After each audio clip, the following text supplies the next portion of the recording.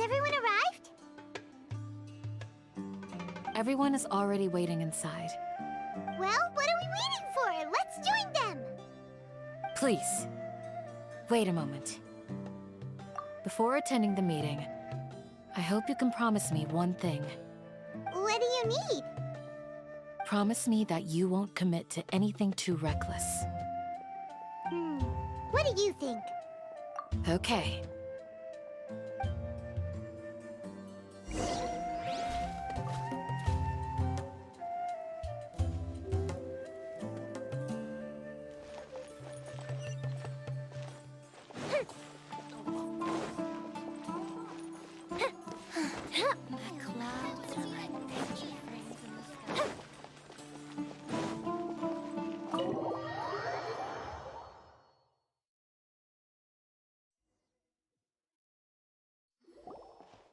Everyone's here so early!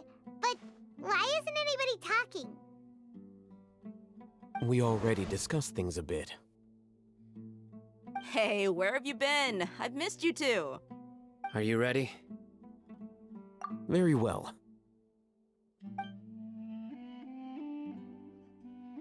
Are you sure this is gonna work? I gotta admit, it's bold. Color me impressed. It's worth a try. The point of discussion is to arrive at a solution. Let's cut the small talk and move to the next point. You're making Paimon nervous. You're finally done. I have some other stuff to take care of. Catch you all later. Come on, don't give me that face. I know what you're going to say. I'll be careful. That's what I wanted to hear. Take care. Well, Traveler, Paimon, judging from your expressions, the meeting must have been quite productive. You can tell? I'm not that good at scheming or strategy, but I can sense people's emotions. And based on your reaction, things must have gone quite well. Paimon's a little worried. Hopefully nothing will go wrong. To be honest, I feel the same. But you're already some of the most capable people I know. So you have my trust. Candace gave us a compliment! Your deeds speak for themselves. Candace, we stayed behind to tell you that, although you won't be coming with us, we'll be sure to remember your words. I'm very glad to hear that. I've said the same thing to everyone here today as I said to you when you arrived. Your safety is the most important thing. Only when you're safe can the plan be successful. So please, take care. You're welcome. And thank you for taking my advice. Good luck with everything. I'll be here in the village praying for you.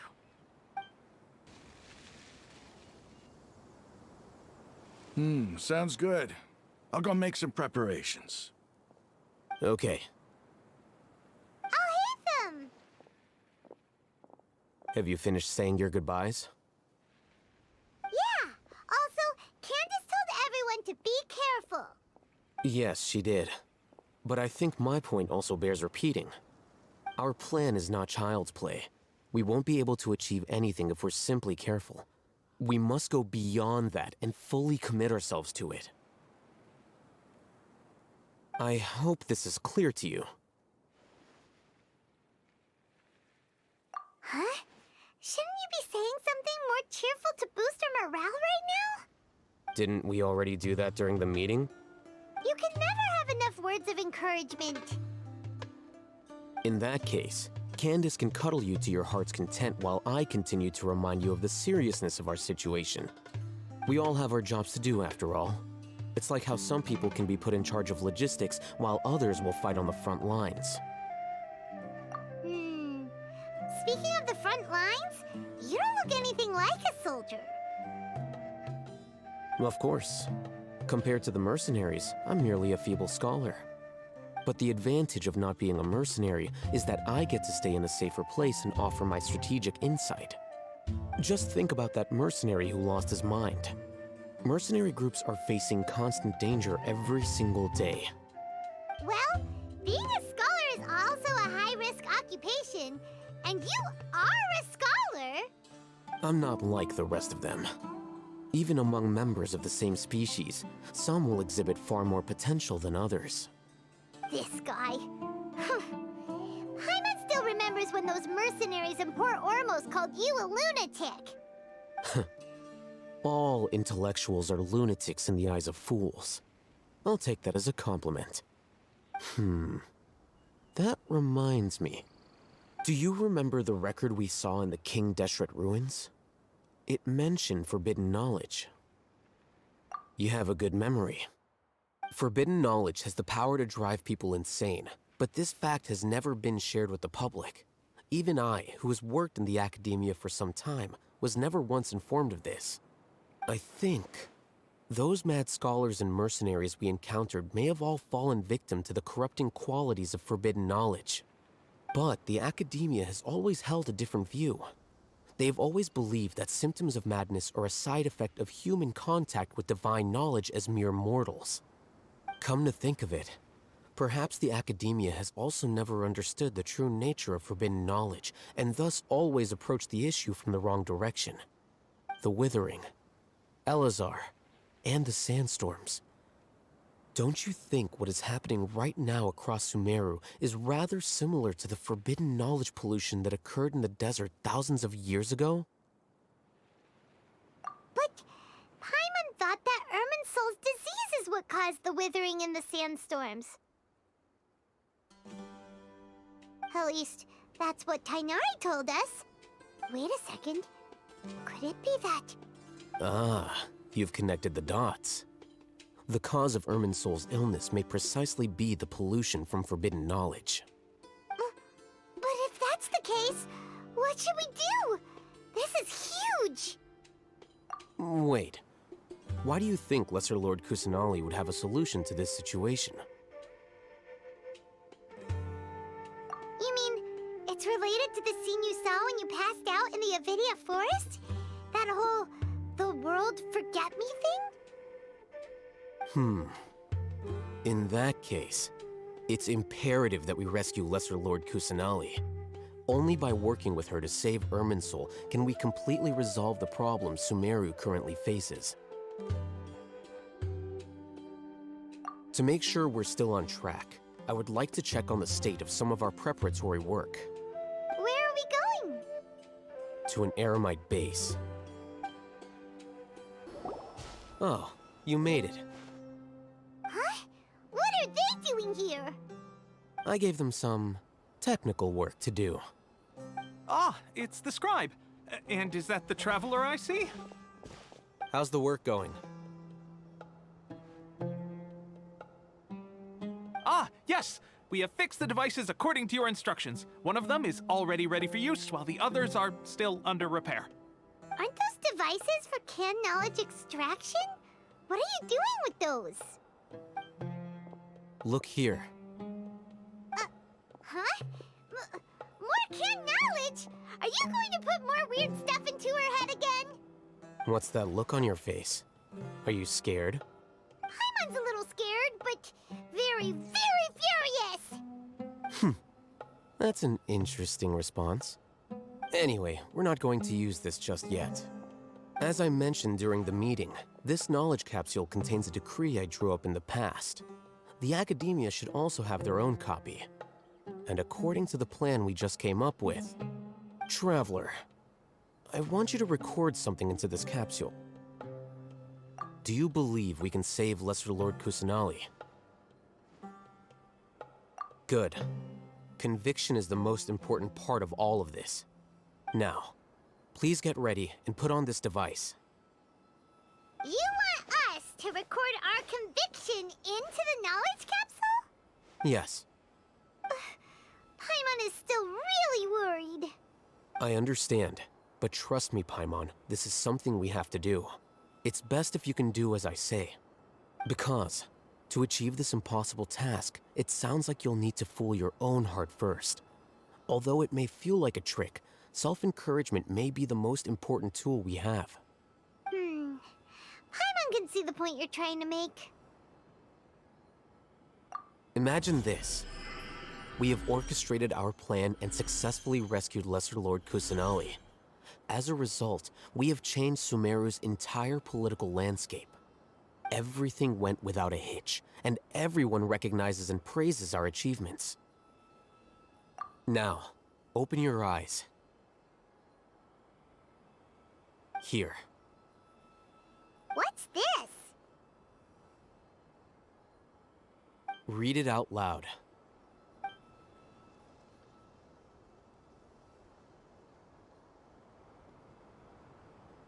It's done. Is your head okay? Does anything hurt? It's just a recording. There should be no negative effects. But what was the point of doing this? Paimon doesn't get it. And that's perfectly fine. In any case, these capsules aren't meant to be used by you. Huh? What do you mean? Have you forgotten? Our plan needs to account for those who have long relied on the Akasha. You may find it hard to believe, but for those people, everything the Akasha transmits to them is nothing short of absolute truth. Imagine if you've been using a device like the Akasha since the day you were born, and this device has always supported you during times of need. After all that time, what do you think you'd become? A fool? A machine? A slave to orders. And that's why rules are so important. In addition, those who understand the rules can delineate boundaries and identify gray areas. But why would you need to identify the gray areas? You could say that those kinds of ambiguous zones can be very interesting. One might even say they're advantageous in the right hands. Things you're interested in are really out there. Are all Sumeru scholars like this? Anyway, that's enough chit-chat. I'm going to take those two to work on some small projects. You can head to Caravan Rebot and start preparing for the next step. Small projects? We're going to tinker with the Akasha terminal and make a few modifications. I thought we agreed on a plan. How can you go back on your word? The plan is too radical and carries a high risk for casualties. I've given it a lot of thought. And in the end, I still can't agree to it. But it's still the best plan we have. As a former Matra, you of all people should be able to see the bigger picture and recognize the innate advantages of our plan. I did. And that's how I saw the danger behind these so-called advantages. Al-Hitham's plan is even more radical than I imagined. Huh? Why are you guys arguing? My friend, you're just in time. Why don't you help me persuade Sino? He's turned against our plan. We agreed to work out a plan at the meeting. As mercenaries, you're familiar with the local environment, so you'll take care of the specifics. But then, you went to Al-Haitham for suggestions. Had I known Al-Haitham would give you those kinds of suggestions, I would not have agreed to the plan. Look, you already know that we're all on the same side here, don't you? Mercenaries place a lot of importance on their bonds of friendship, but also will not hesitate to make sacrifices if they deem the situation to be sufficiently dire. I'm sorry, but as things stand, I can't accept your principles. Seems you really do understand the ways of the desert. Traveler, Paimon, this is also something you should know. Ramon's plan is to have me work with the Caravan Rebot guards in my capacity as a Matra. We will arrest the mercenaries and escort them into Sumeru City. Wait, how can we work with the guards? We can't get through that wall easily, remember? Caravan Rebot would never let so many unregistered members of the Eremites enter Sumeru City. My plan will clear us of any possible suspicion, and also let us enter the city as a big group. There is no better way. That also sounds like something Al-Haytham told you. Am I right? Doesn't Al-Haytham know how dangerous this plan is? Of course he does. He told me, there is no perfect plan, but this can get the job done. He also said that with the help of Sino and the Traveler, our chance of success would increase significantly. I never blindly trust anyone, and I've always had a good eye for people. I think he made a number of valid points. It's my own choice to trust you. If I make the arrests alone, I can control myself and prevent you from getting hurt. But I can't guarantee that kind of discipline from the guards. To make the whole thing more convincing, you'll need to resist to some degree. Casualties are inevitable once push comes to shove. I'm okay with the deaths of enemies. But now that we're allies, I'm against the meaningless loss of our own. I can't believe a Matra would actually care about us. I've lived a hard life, and I can say that people like you are hard to come by. I've always treated my allies with honesty and respect. They have the right to know important things like this. Now you're making this hard for me. Hey, is there something we can do to help?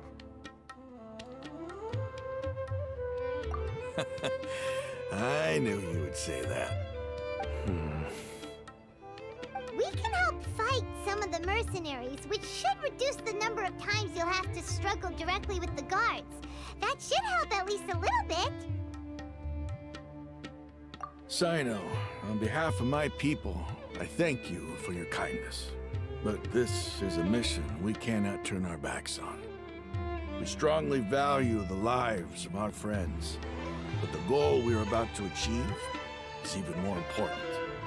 We have no fear of casualties, because we crave the spoils of victory. So please, lend us your support. We will show you the determination of us desert dwellers. Well, now that you've put it that way, I can no longer refuse.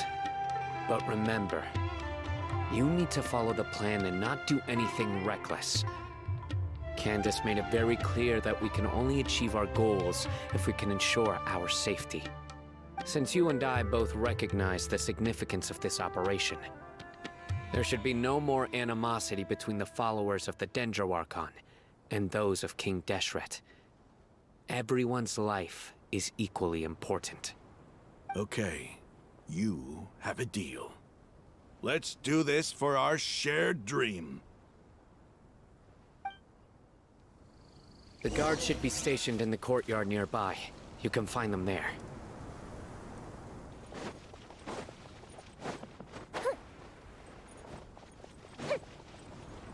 Up and away.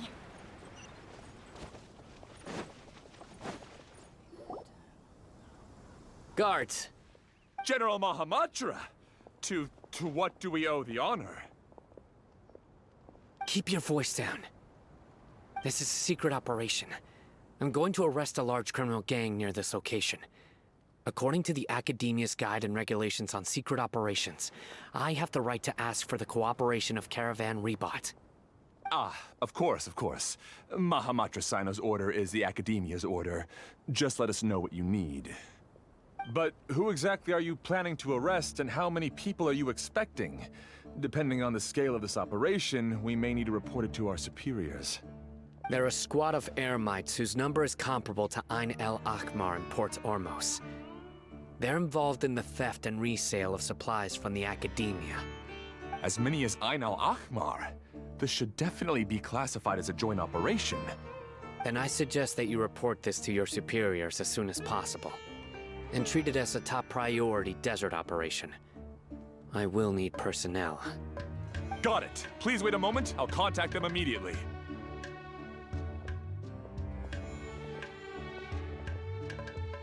Because this is work.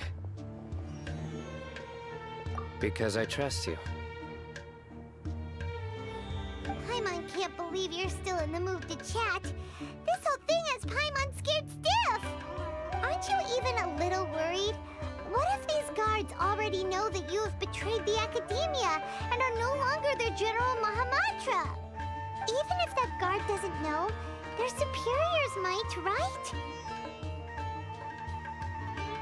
We discussed this, remember? The Caravan Rebot operation is of great importance. But don't worry, the guards there shouldn't know that Sino has stepped down. How can you be so sure?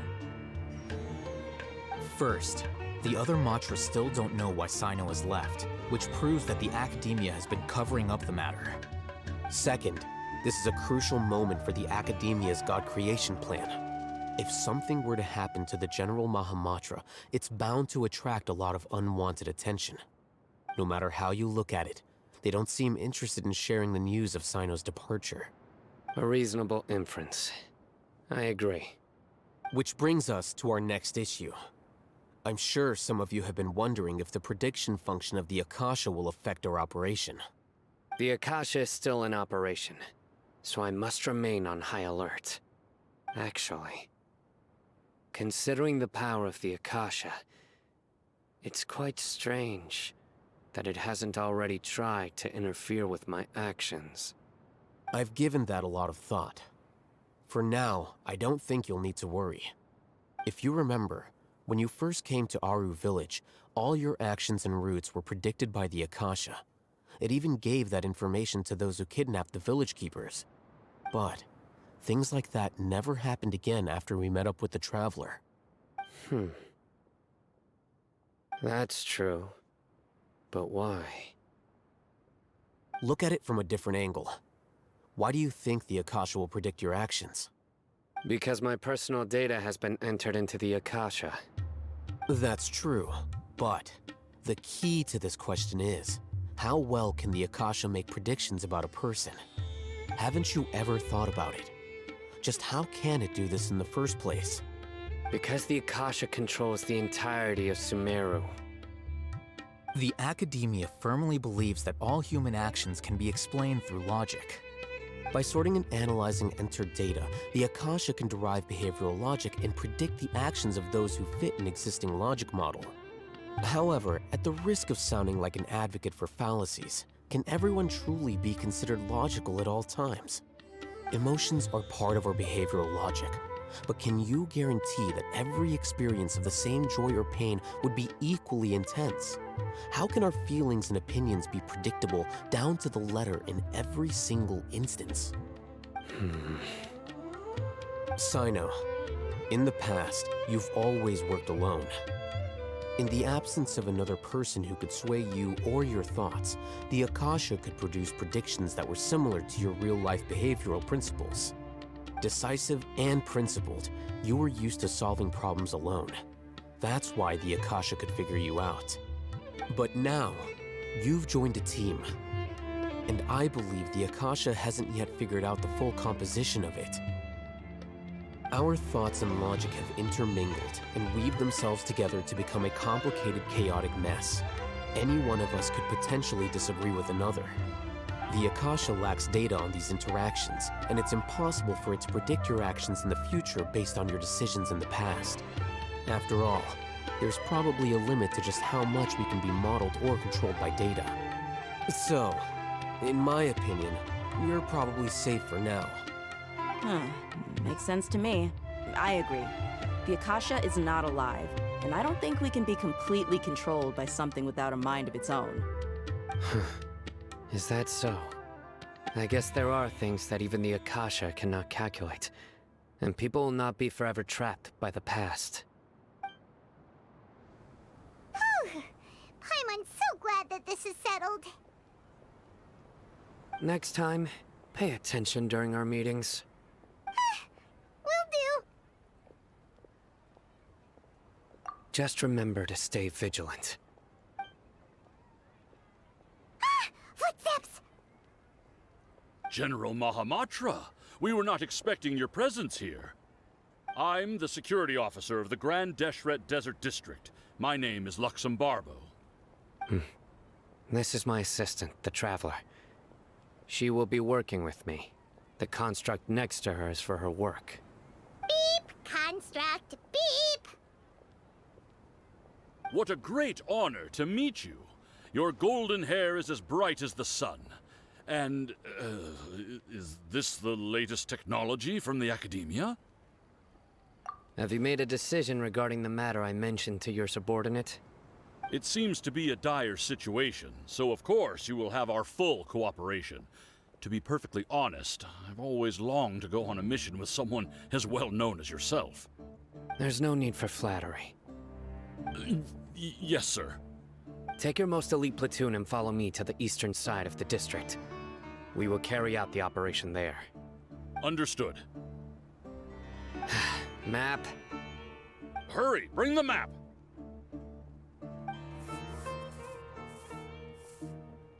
In 2 days, we will engage Rahman's Eremites and capture all of them. Any questions about the time or location? None at all, sir. Good. See you then. Yes, sir.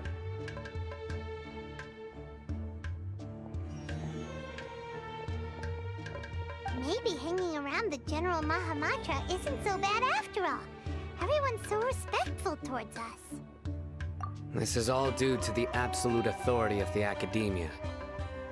And now, we're going to strike back against that massive pillar of power. Get ready. We will move out in 2 days. Look! Over there! Our helpers have arrived already! Let's hurry over! Wait a moment. Ah! Oh, it's you! You're my assistant, remember? Being my assistant, you must stay with me. Now let's head over there. It's General Mahamatra and his assistants. We meet again. You're here early. It's to show how important we think the operation is. Since this is a big case for the Academia, we are prepared to give it our best. I'm glad to hear your sense of resolve. Remember, we must capture them alive. They are our only leads for the case. If they die, we will be unable to continue the investigation. Understood. Everyone! The Eremites are approaching from the west! Make preparations and be ready for combat.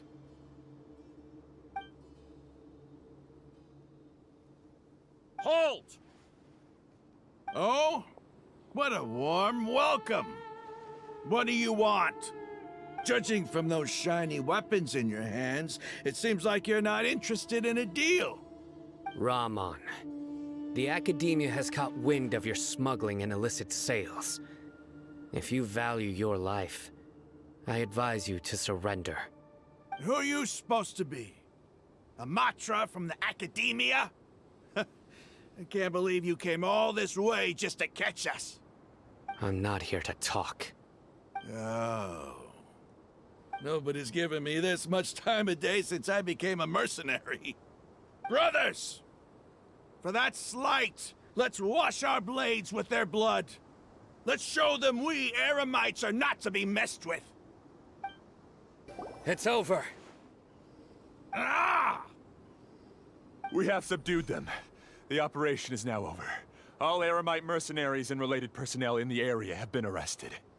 Ah, you pitiful Dendro Archon dogs! You'll regret this! I'm afraid you'll regret it first.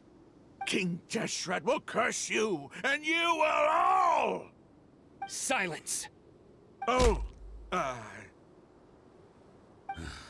Restrain them and take them back to Caravan Rebot.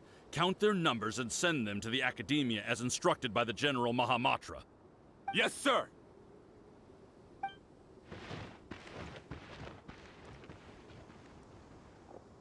Mahamatra Sino, I will now take my leave. If you need further assistance, please come to Caravan Rebot and ask for me. Understood. You are dismissed. There they go. Let's talk elsewhere.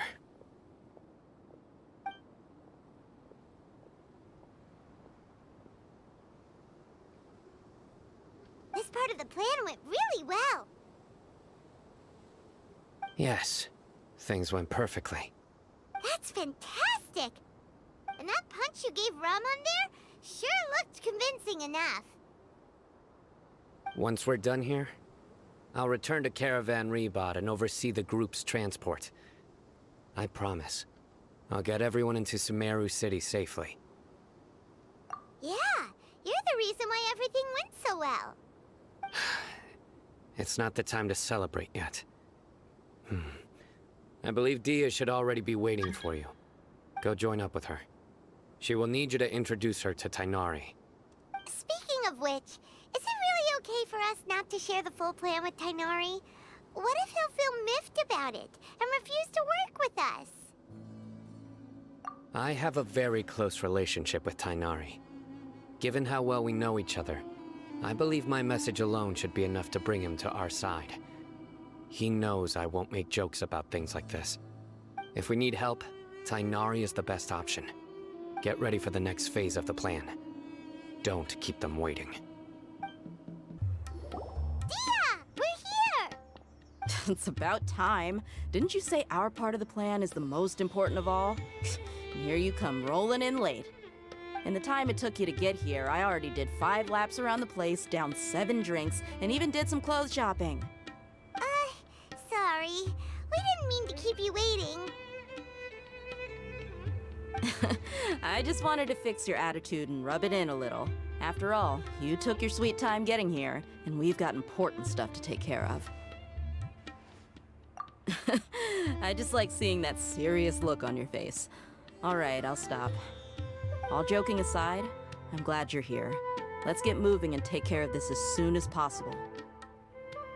But where should we start? Our responsibility is to get a status update on the Fatui Harbinger known as the Doctor. We need to make sure he won't get in our way when we rescue Lesser Lord Kusanali. Dealing with an institution that controls all of Sumeru is already hard enough. If the Doctor were to crash the party, it would be next to impossible for us to achieve our goals. Yeah, we sure don't want him showing up. Ooh, he really gives Paimon the creeps. Right? Hearing his name just reminds me of those stuffy old geezers in the academia. I'd rather not have to deal with someone like that. According to the plan, we should first go to Pardis DI and ask for Forest Watcher Tainari. If all Hatham and Sino's sources are solid, then we can be sure that Tainari still has the academia's trust. So, we'll find Tainari and convince him to get us the latest intel on the Doctor. Then, depending on what we learn, we'll make any necessary adjustments to our plan. The sages have placed spies everywhere on the other side of the wall. I'll follow you as a bodyguard. You should be honored. I don't offer my services to just anyone you know. But Paimon thought mercenaries would do anything for Mora. That's certainly true. But when multiple employers are vying for your services, you should always go with the best offer. Let's see. If I were to charge you a bill, I guess I can apply a discount. How much more do you want? Paimon's not sure we can afford it. How much do I want? Hey, how about paying me with a smile? What do you say? I haven't seen you smiling much recently.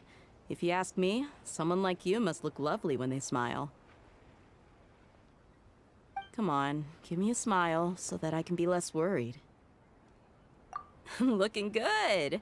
I hope this pretty smile will become our lucky charm. There are many kinds of smiles, but only a truly joyous one can bring blessings to others. Let's consider this smile a down payment for our future victory. Let's go. It's time to pay a visit to Pardis DI.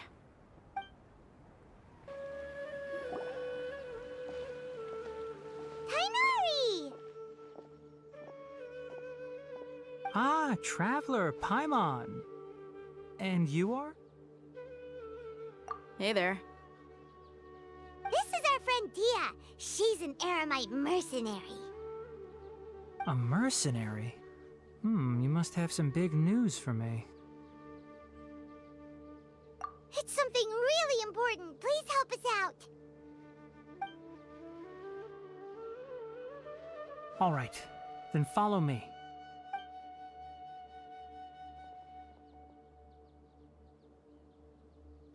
This place is better. We won't be disturbed by any passerby.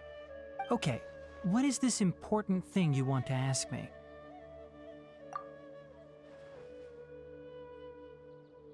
The doctor, huh? He's that strange-looking Fatui Harbinger with the mask. Paimon thinks he has blue hair. Yes, I know him. Actually, he left Party's DI just a little while ago. He left already? Yeah, he came looking for me. Can I ask what it was about? Sorry to ask you like this after having just met, but your answer is very important to us. For now, all we can share with you is that your friend Sino is working with us. Sino, you say?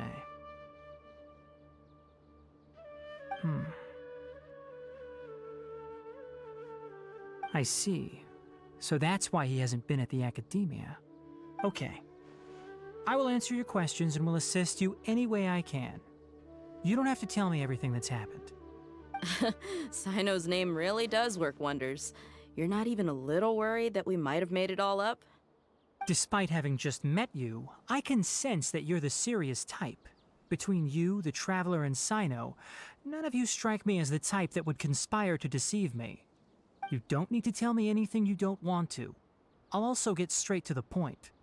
The Harbinger you mentioned came to me because he wanted to take the scholar Hypatia away with him. Hypatia? Why would he want her? And what do you mean by take away? Is he planning to leave Sumeru? Yes. He told me his return to Snezhnaya is imminent.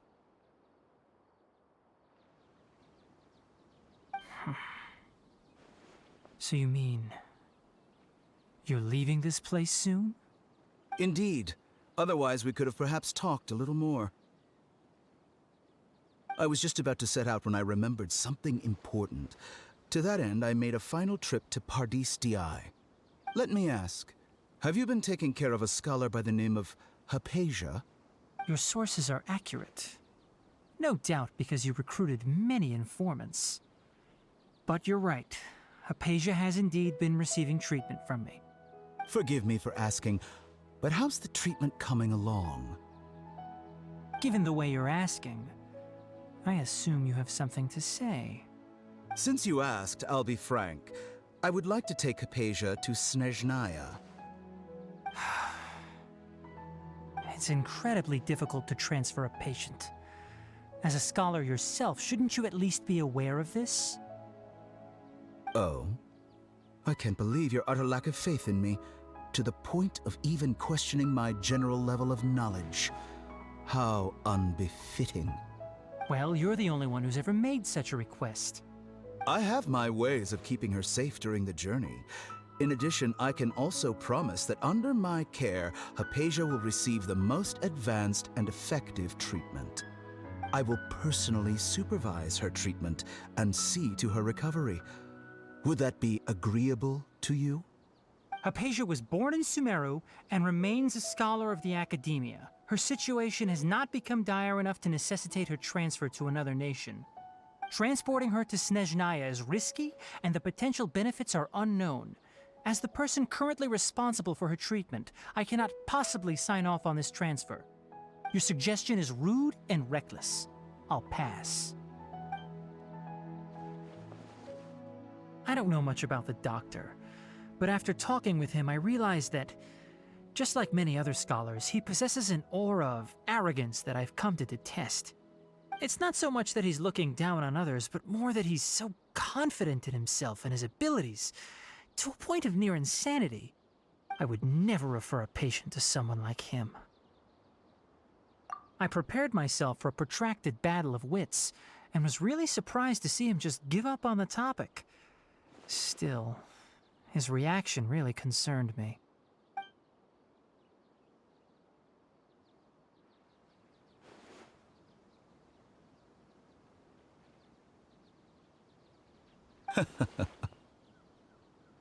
I see, I see. Of course, your opinion makes perfect sense. You're still young, but already quite stubborn. I must say, you are not like what I had expected. Under normal circumstances, I wouldn't just let you off the hook like this. But unfortunately, I'm in a hurry today, what with Her Most Noble Majesty the Tsaritsa calling for our return. Luckily, there is still some time left for me to take care of everything before I leave.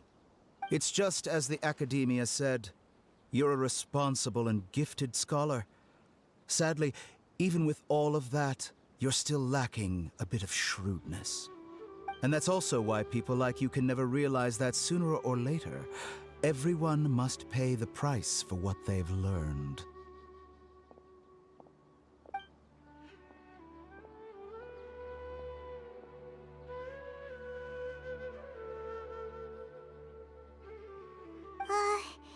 Paimon can't help but feel like he's hinting at something unpleasant.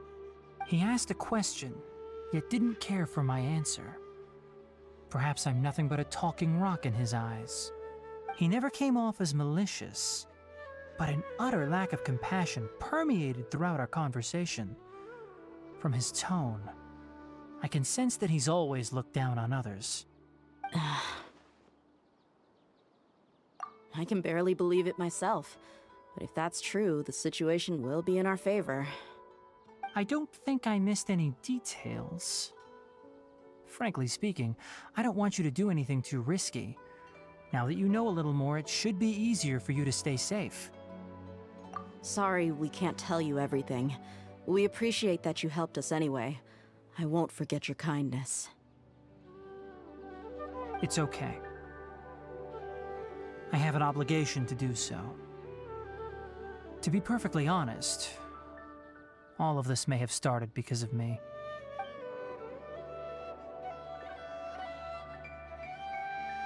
Recently, my master wrote several letters to me, asking me to return to the Academia and assist him with his research. Hasn't he already asked you several times before? Yes, but there's something off about this most recent batch of letters. The handwriting and tone are both familiar, but some details have been omitted. My master will occasionally leave a few dots on the back of the letter. 1 dot means that he wrote the letter on a sunny day, and 3 dots stand for a rainy day. This has been a habit of his for many years, but I didn't find any dots in his recent letters. I believe something may have happened to him. I get it. Since you are always at Gandharvaville, you would like me, someone already working at the Academia, to investigate this matter, right? I'd like to ask you to do that for me. If you can keep yourself safe, please withdraw immediately at the first hint of danger. I can do that, but I have a feeling it won't be that simple.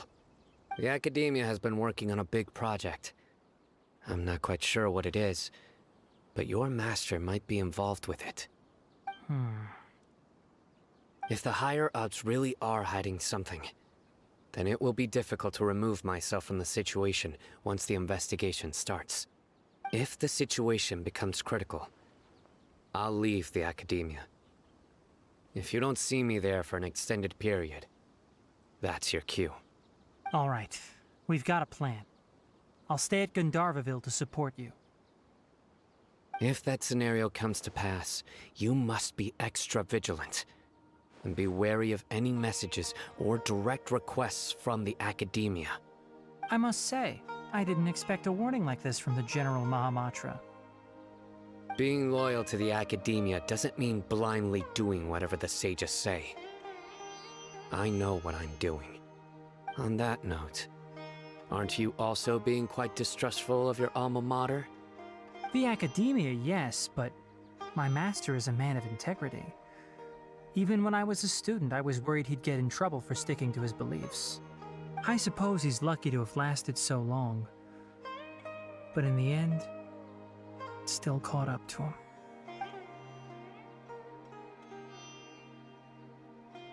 I see. So you noticed something was up with the Academia from the very beginning. This may well be how Sino became involved in all this. In that case, I must keep my promise and help you however I can. Also, if you run into Sino again, please help me pass on a message to him. Trust your own senses and experiences.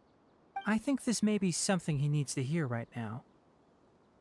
Okay, we'll find a chance to tell him. Thanks. Right. Now let's go hunt down this Harbinger. Oh, by the way, which way did the doctor go when he left Pardis DI? That way. Gotcha. Thanks so much. We'll be on our way.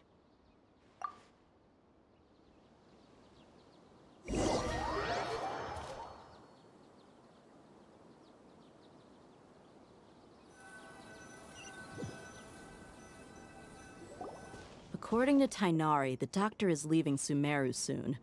I want to check if the doctor was actually telling the truth. He also said that he'll take care of everything before he leaves. What did he mean by that? We need to be extra careful when dealing with a person like him. Just to be safe, let's chase him and see what we find. But we have no idea where he went. How can we start chasing him? We'll do it the mercenary way. I'll find leads as we go. All you have to do is just follow me. That Harbinger may have tried to cover his trail, but he still left some traces. Or perhaps he never even thought about concealing his whereabouts. Maybe that's just how arrogant he really is. Yep, we're headed in the right direction. The traces are still fresh, but there's no sign of his entourage. Clearly they're in a hurry. It's just as I thought.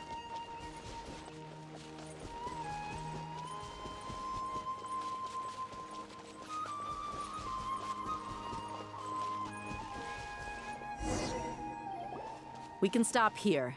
I think I know where the doctor went. To the south of here is Port Ormos, which seems to be where they're headed. Port Ormos? They're going to leave by boat? That's right. Let's go to the port and have a look for ourselves. Look! Fatui soldiers! Thanks to Dia's tracking skills, seems we found the right place. Shh! Don't draw their attention. The port is crawling with Fatui soldiers. Let's keep going and see what we can find.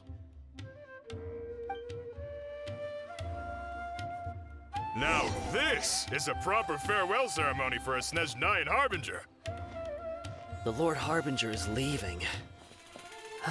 I've still only seen him once or twice. I used to hold a position in our homeland, and back then, the doctor spoke in a very different way from the way he speaks now. Maybe the way people talk in Sumeru has rubbed off on him? It's always like that when you spend too long away from home. When he gets back to Snezhnaya, perhaps it will also take him some time to get used to the life there again. Huh?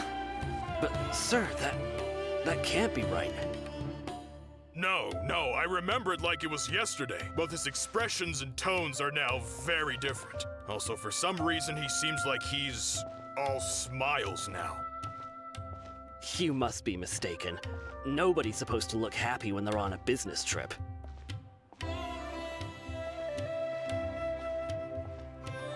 The doctor is on that boat. So he told the truth after all. He is actually leaving Sumeru. Let's get closer and find a place to hide so we can observe him.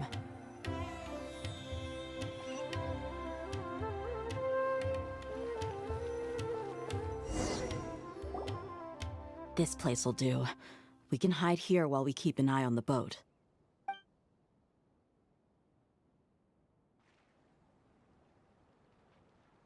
Uh-oh. He saw us. Huh? Is he waving at us? It's time to say goodbye. Wait, is he the only person on the boat? You mean there's nobody with him? And where are all the soldiers we saw in the port just now? They were all here just a few minutes ago, but now they vanished. So this was a trap. Wait, don't tell me that... Luckily, there is still some time left for me to take care of everything before I leave. Oh no. They might be after Hypatia. Let's get back to Party's DI. Huh? What do you mean? I'm afraid that she's seen something that she wasn't supposed to see. If I were the Fatui, I would also try to take her away. And if I couldn't... Oh no! Are you saying they're going to kill her? Let's go! We're not getting anywhere. Traveler, Paimon, please go to Hypatia. We need to make sure they don't try to sneak around and attack from behind. Got it!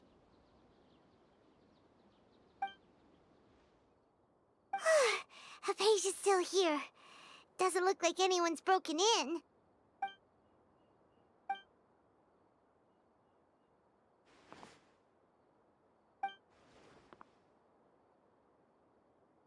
Well, how is she? Oh, that's good.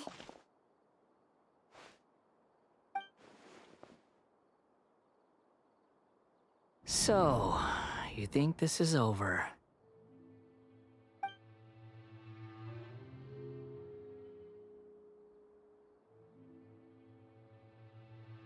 What? The Balladeer is here?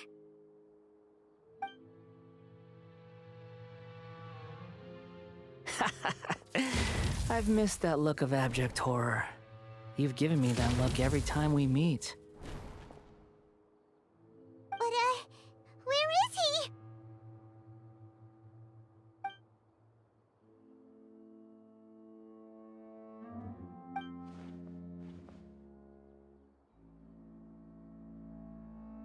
I can hear all of your thoughts, you know.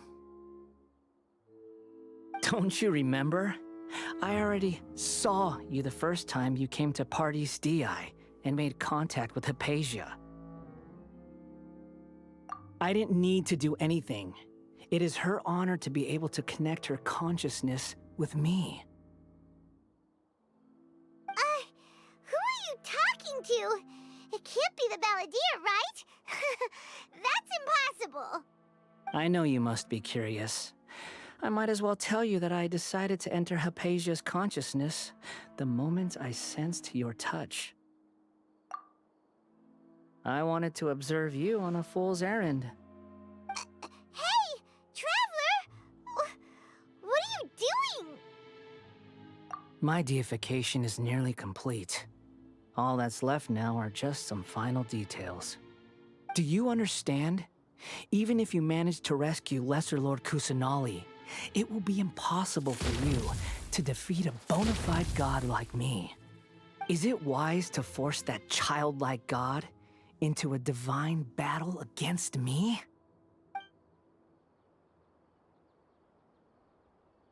Scholars consider the God of Wisdom to be the sum total of their faith. It's how they can justify reverence for a god as they construct it. But this also shows that humanity's worship of gods is a combination of blasphemy and exaltation. It's truly laughable.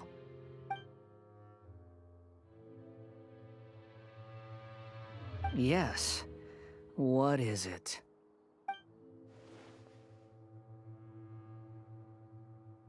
Yeah, I'm in a good mood, which is why I'm talking to you like this.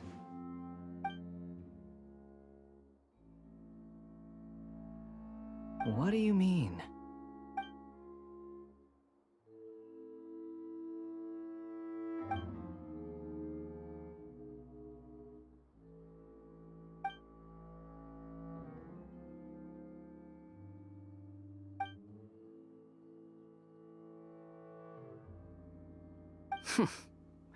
Those words almost make you sound like a friend who actually cares.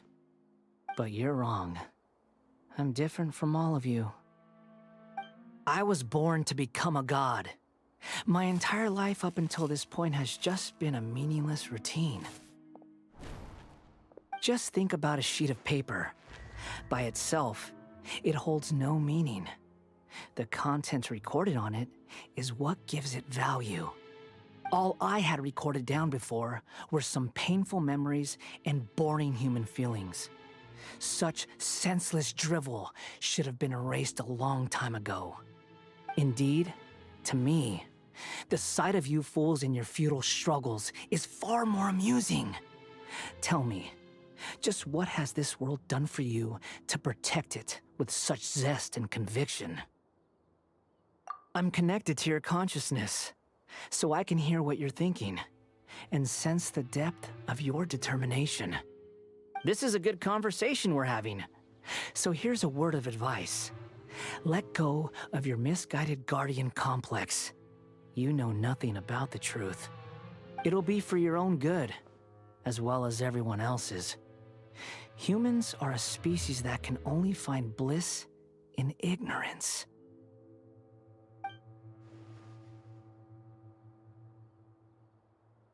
Ah, you've seen my affection for her. If you were in my position, I think you'd feel the same way. She peered into my consciousness and saw my past. Someone like that is qualified to become my first follower. All gods need followers. So Hypatia has been chosen. Her appearance heralds my imminent arrival at the throne of divinity, while her worship shall become my glory.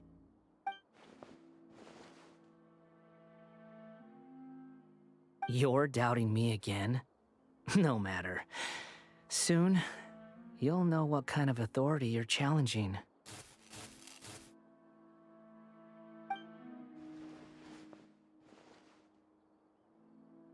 Who wants to hurt my devout follower?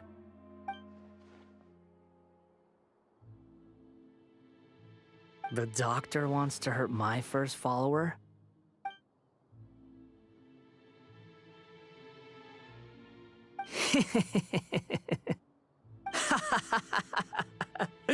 How very amusing. Has anyone ever told you that you're not good at sowing discord? The doctor has never known his place. Even now, the puny human thinks himself capable of interfering in the business of the new god. You're still too naive if you think a few words will be enough to convince me to destroy the doctor.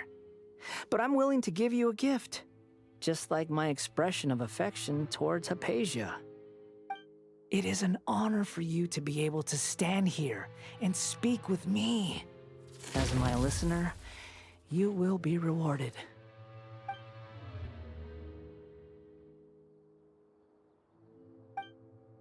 Both good things and bad things can be called gifts. After all, gods have never needed to be reasonable. Ah! Paimon hears thunder! That person Paimon couldn't see was the Balladeer? Oh, he sure chatted with you for a while.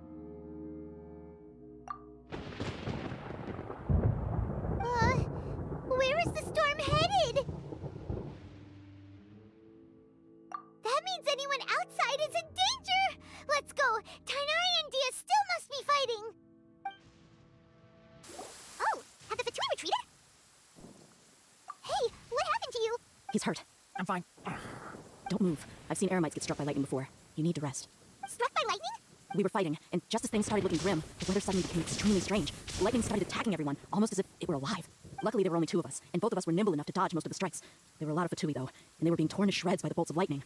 With that, all the Fatui soldiers were forced to retreat. It's all right. My wound aside, you look like you've seen something unpleasant. Is Hypatia? Hey, didn't I tell you not to move? Just in case. Let's go to Hypatia's place and talk about things there.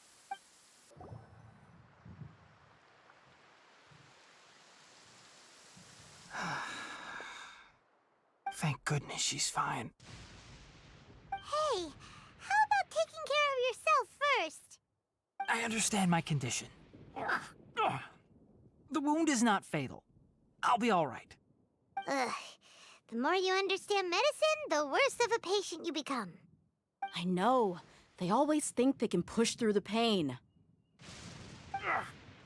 Oh, he sat down. Let me rest for a bit. Sorry, traveler. Now you may start.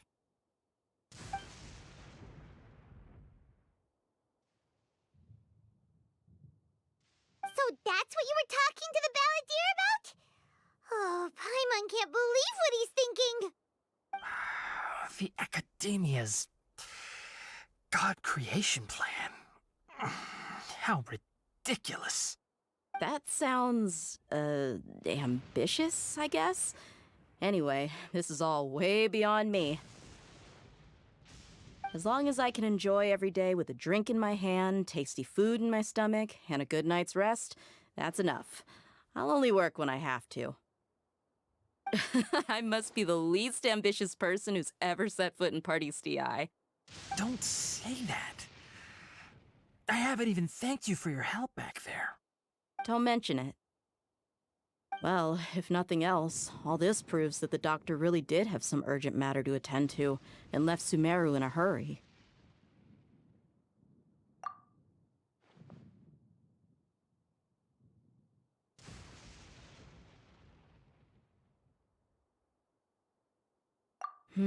Maybe the Fatui want to cover up some secret of the balladeer. Is that why they tried to seize Hypatia? You said the balladeer claimed that Hypatia has seen his past. So, what could be there? Have you noticed? The balladeer is not happy with the doctor's actions. He thinks the doctor has no right to consider himself as his equal. So, if the doctor was to show up again, would the balladeer zap him with lightning? Based on what the traveler has said, I think he would. Having the doctor gone benefits him as well as us.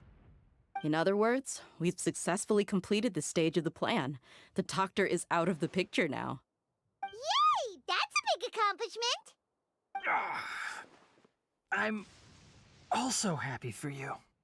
Thank you for the help, Tainari. Make sure you rest up for now.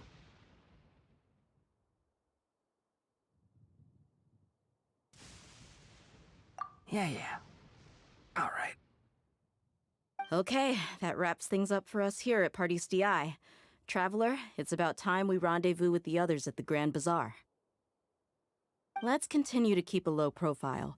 You can head there once you're ready. All right, everyone is here. How did everything go? Any luck with your missions? Let's report back one by one. I'll start first. We've made the necessary modifications to the Akasha terminal. In addition, the props required are also ready. I'll go next. The Traveler and I went to Party's DI. The situation was a bit complicated, but we found Tainari. Unfortunately, he was wounded during a fight. Who is behind it? Well, that's the tough part. What should I say, Traveler? The Fatui or the balladeer? After some back and forth, we confirmed that the doctor has left Sumeru by boat. He has something urgent to attend to back in Snezhnaya. So, we've successfully removed the doctor from the picture. Also, Tainari's already resting, so he'll be okay. Good. Oh, Tainari also asked us to tell you this message. Trust your own senses and experiences. All right. I'll remember that. Everything also went smoothly on my side. The Eremites should have arrived at their destination by now. To avoid alerting the quarry, they will stay there for now. I can't believe you actually got so many Eremites into Sumeru City. It's all thanks to Rahman and his brave team, as well as their bold strategy. It appears to have been very effective. I'm glad to hear it. Well, is that everything?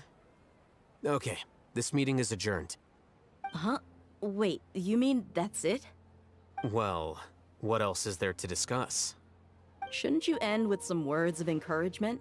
You know, to fire us up now? Personally, I'd rather we all go home and get some rest. I'll hate them, Ugh. Oh, and if you wanted someone to say something to that effect, then I must reiterate that I'm here to strategize and not to lead. So you should find someone more suitable to do that. But I thought all of you Academia big shots were great speakers. Then I should remind you that I'm the scribe. I know that. So what? A scribe is responsible for recording meetings, not speaking. Fine, whatever. Well, Sino doesn't seem to be much of a talker either. I guess that leaves it to my employer. Employer? Yep, the Traveler hired me. That's right. So come on, boss. What do you have to say for the team? Yeah, say something to boost morale. Huh? What are you all doing here? Oh, it's Nilu! Hey, everyone. I'm not disturbing you, am I? Not at all. I was actually just about to go find you. Judging from the group and all your serious faces, you were discussing something important, weren't you? But you also look like you're up to no good. Seems pretty interesting. Welcome, Nilu. Would you like to join us? Huh? Join you? You mean you also want to discuss something important with me? Yes. Something very important. Nilu, are there any breaks in your performance schedule in the upcoming days? Huh? Wait, you're seriously inviting me?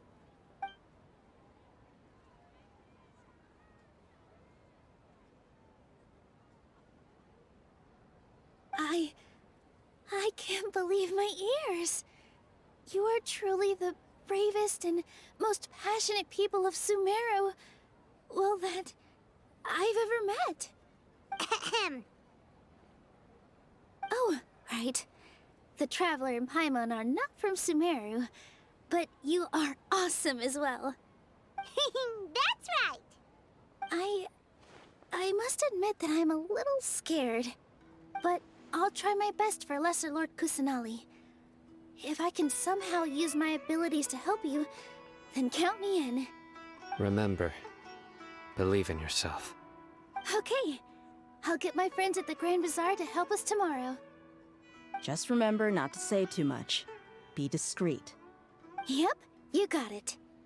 All the preparations are done. Now, can we finally conclude this meeting? So, have you thought up what you'd like to say, boss? Yep. It's a grand plan and we're all super awesome!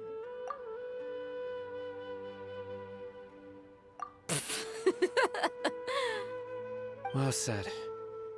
A good night's rest before an operation can be the difference between success and failure. Thankfully, I've had my place to myself recently. It's been nice and quiet. Huh? Oh, nothing. Alright, let's all go home and get a good night's sleep so we can be up early tomorrow. Okay, so I guess that means it's time to say goodnight now. Yep, good night, everyone!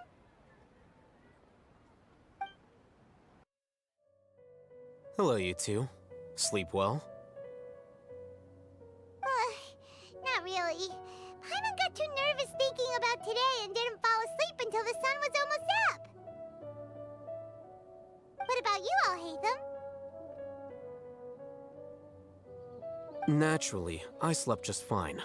After all, a good rest should be considered part of the plan, since energy is an important resource. You just want to show off how calm you are!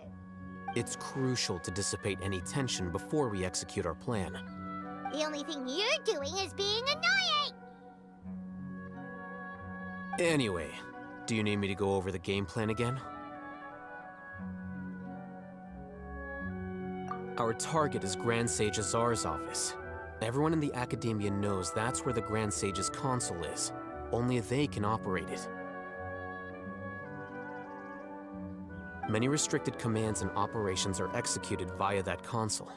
I'm sure that console has a way to free Lesser Lord Kusanali. You know, Paimon's been thinking, what kind of technology could let the sages imprison even a god? That isn't something they could have accomplished with their scholarly talents alone. In the Sanctuary of Suristhana, there's a device of Greater Lord Rukkhadevata's that she once used to isolate herself while meditating. 500 years ago, The Grand Sage at the time modified the device so that it can no longer be controlled from the inside. They were effectively trapping one god with the power of another. So, how are we gonna get to the Grand Sage's office? Don't forget, today is Nyagarbha Day, arguably the most important day to the Academia. The sages and core Academia personnel are busy loading the latest batch of research developments and legal decrees into knowledge capsules so that they can be entered into the Akasha. All the Darshan's researchers have their noses to the grindstone, and the Academia's grounds are flowing with all sorts of people. It's the perfect time for an infiltration. When the Grand Sage leaves his office to supervise the entering process, that's our cue to access the console and free the Dendro Archon.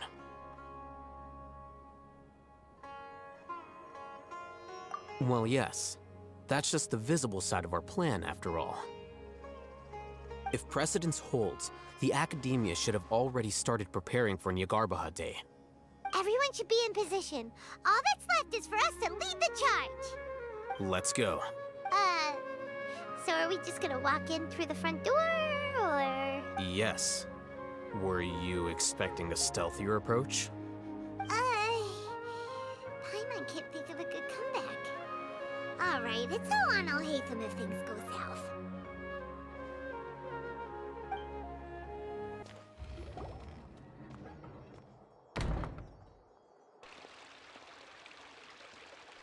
Scribe? Please, wait. Are you Scribe Alhaitham?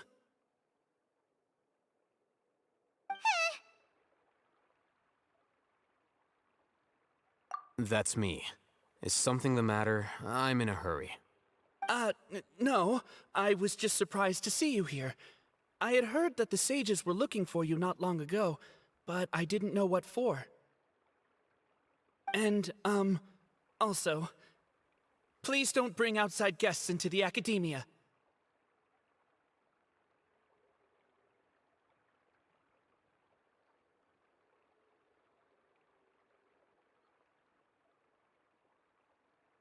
Outside guests? How did you arrive at such a conclusion? Your groundless inference shames the Haravatat Darshan. What did you say? I'm the top student in Haravatat, and I earned 3rd place at the last Inter-Darshan debate. Don't look down on me! That wasn't my intention.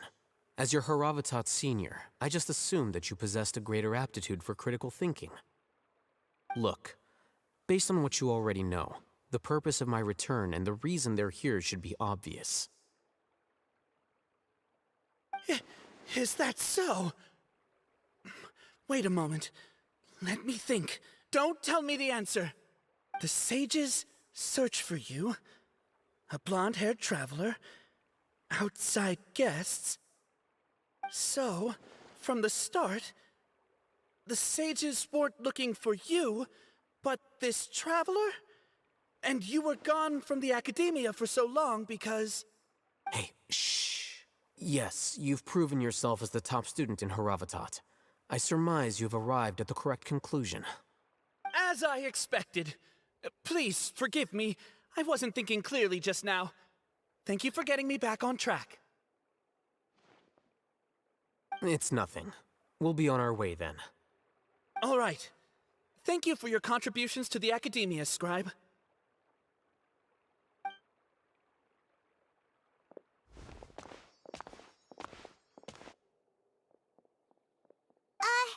What the heck just happened now? What did he just guess?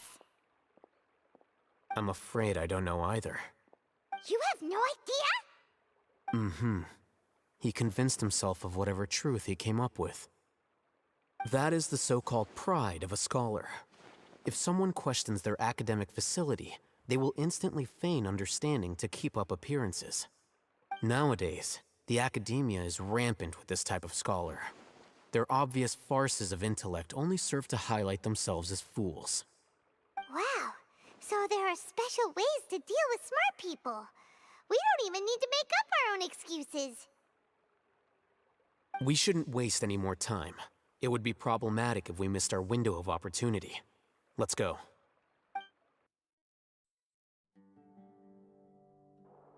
Is this the Academia's library?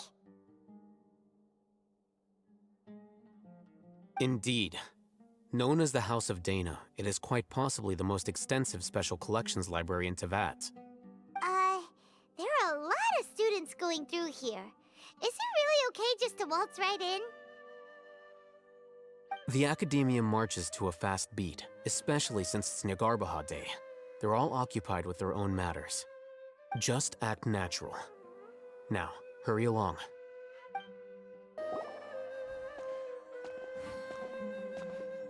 What's this platform for? It's a lift that Academia personnel use to access higher floors. Are we gonna take it then? The Grand Sage's office is up there somewhere. No, not right now. We can't guarantee that we won't run into the Great Sage. Let's step back and observe for now.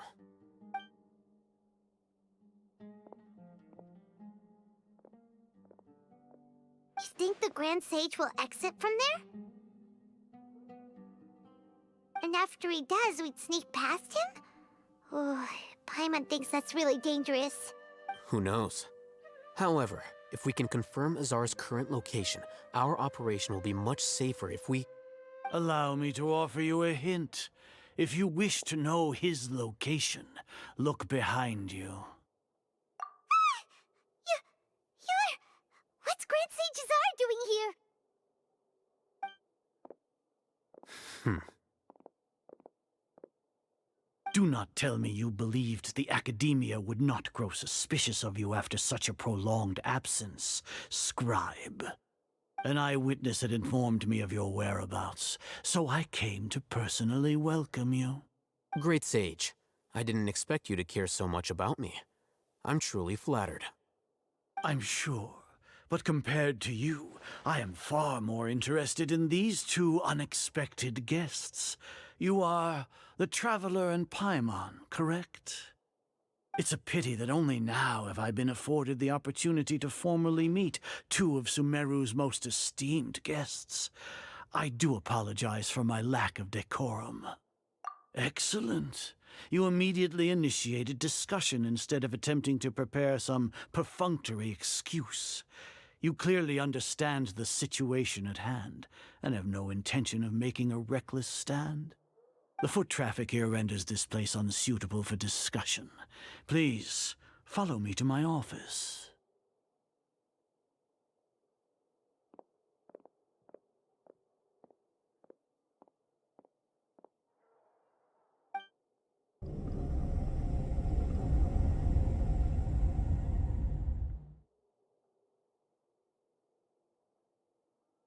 This place is crawling with guards.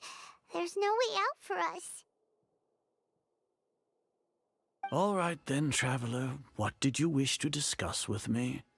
Today is Nagarbaha Day, so I still have many responsibilities to attend to. There is little time for idle chit-chat before I detain you all. You seem to know quite a bit about our endeavors. If that is so, then you should be praising our great work, rather than using your trivial misgivings in a futile attempt to sway me. Trivial?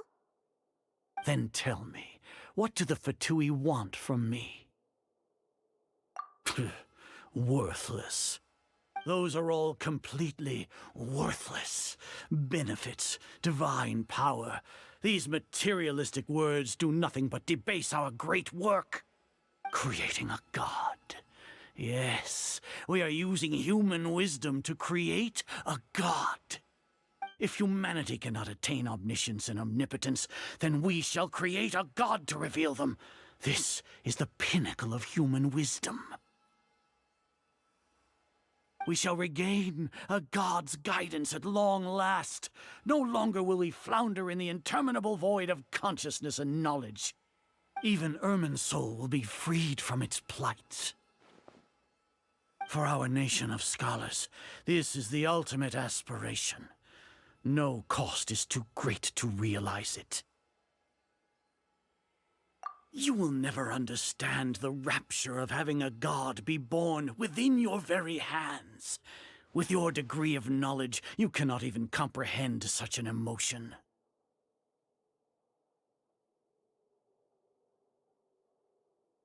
Gods exist on a plane that far eclipses humanity's.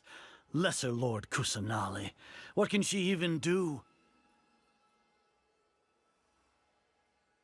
Care for the people? Fend off sandstorms? Fabricate silly fairy tales? These are but child's play for the academia. Does that make us equal to the gods?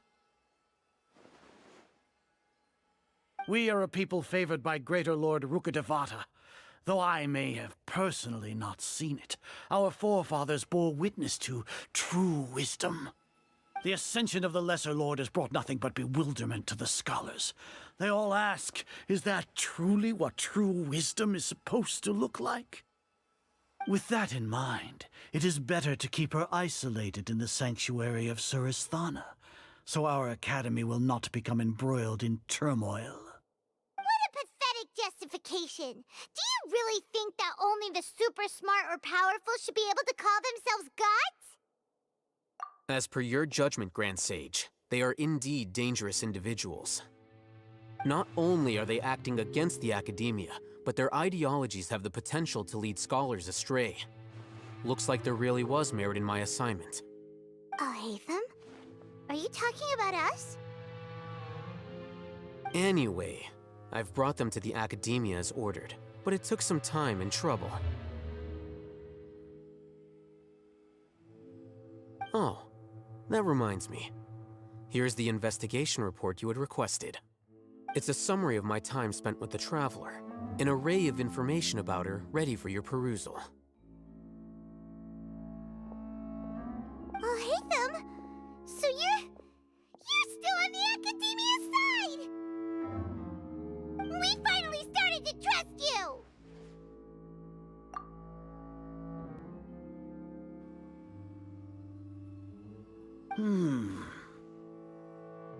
Excellent. Detailed contents with no errors.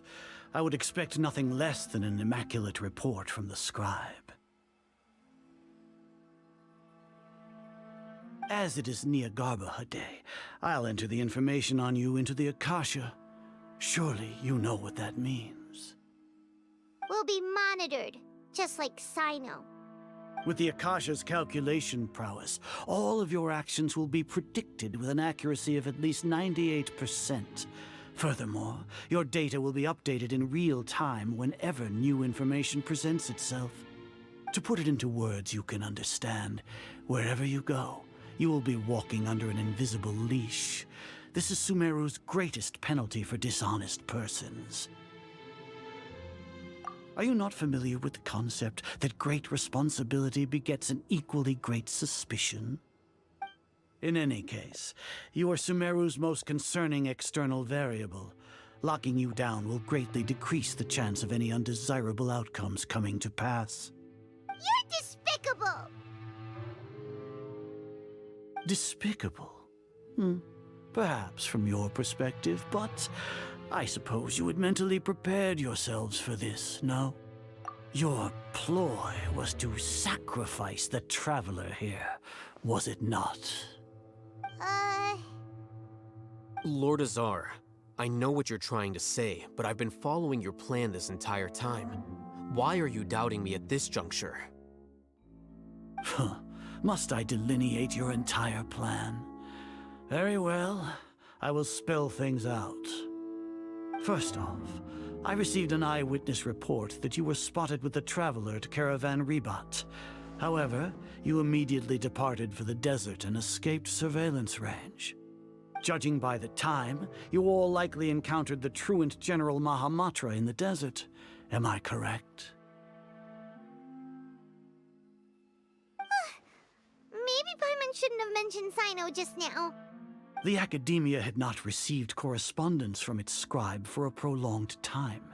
You were also in the company of the Traveler, a close associate of Lesser Lord Kusanali and General Mahamatra Sino, who had defected from the Academia.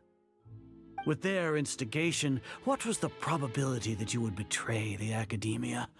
Rationally speaking, 50%. 70%? What do you think? Regardless, that's only a guess. The facts are that I've brought the Traveler right before you, and I gave you my report. Indeed, your boldness deserves praise. To think that despite status as an outlander, the Traveler is still willing to sacrifice for the sake of your plan. If I'm correct, you have a contingency plan to save Lesser Lord Kusanali and ruin our great work. Sneak into the Academia on Nia Garbaha Day, using Alhaitham's status as the scribe, for there is a good chance that an opportunity to save the Lesser Lord will arise. Should your intentions be discovered, Alhaitham will turn traitor and sacrifice the Traveler, thus proving his innocence. He can then stay inside the Academia and continue searching for a way to proceed forward. As for Sino, according to the Akasha's calculations, he will soon return to the Academia and confront me in person. I suppose this is also a part of your plan?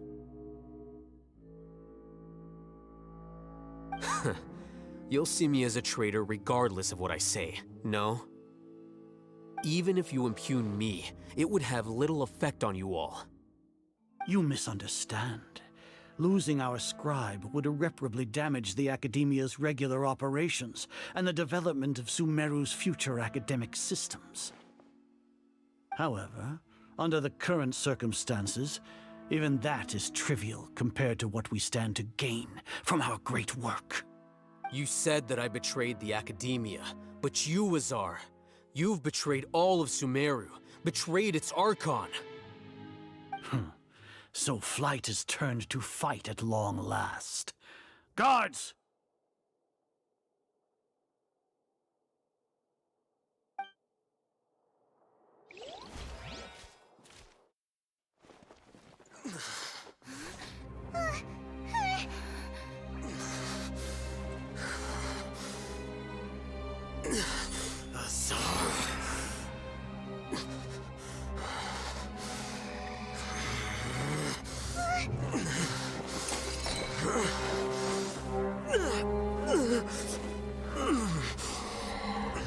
Well, what do we have here? So you stole that divine knowledge capsule? Traitor! You traitor! Even the most rational scholar will yearn for the power of a god in a moment of desperation. Aren't you doing the exact same thing as me, Alhaitham? Unfortunately for you, no god will lend you their power. Azar!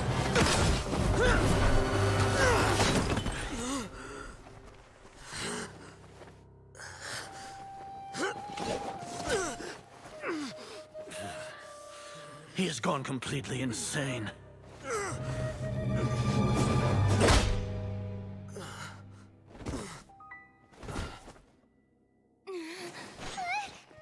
Take him to the Matra and exile him to Aru village. Then find someone to take these two to the confinement room. I'll deal with them later. Grand Sage, we've finished all required preparations for Nyargarbaha Day. We may begin to enter the capsules now. Excellent. You may begin.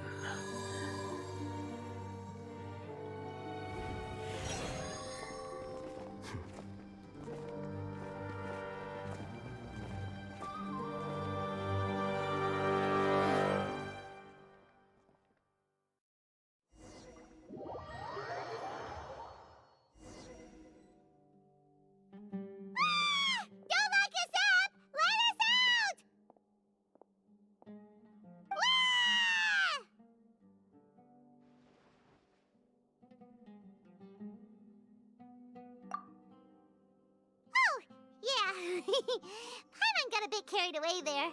How was Paimon's acting just now? Great, huh? Everything's going according to plan so far. We made it into confinement, and Alhaitham's probably done with his part too.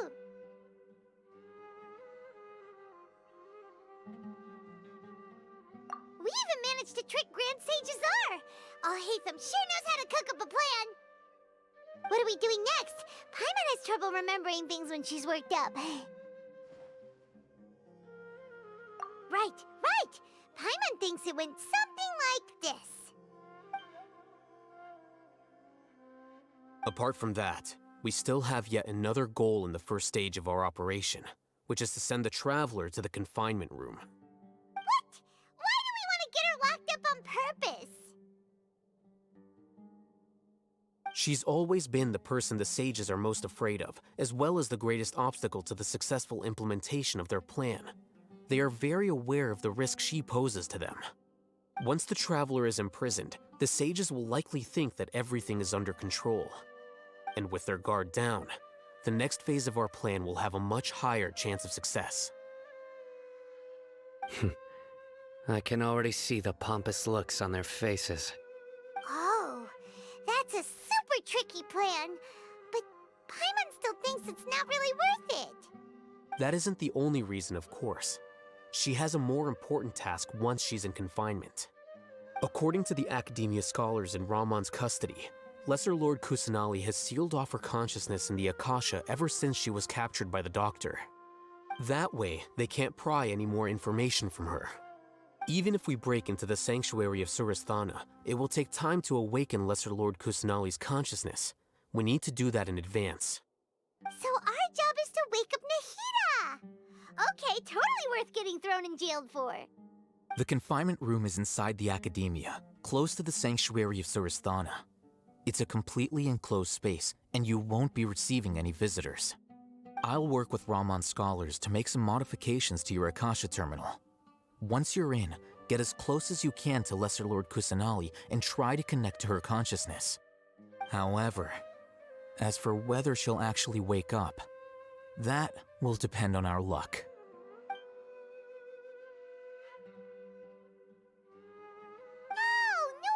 You've been wearing your Akasha terminal today.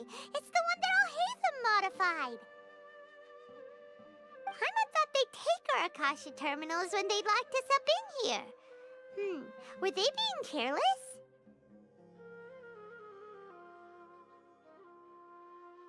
Alright, so what now?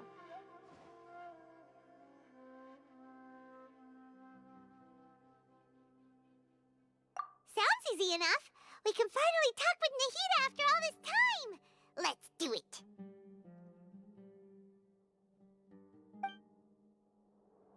There's a light flashing on your Akasha terminal. It's almost like... the faster it blinks, the better the signal!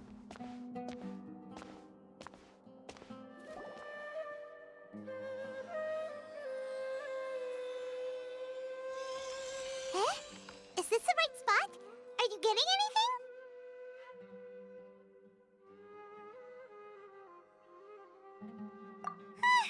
Please work!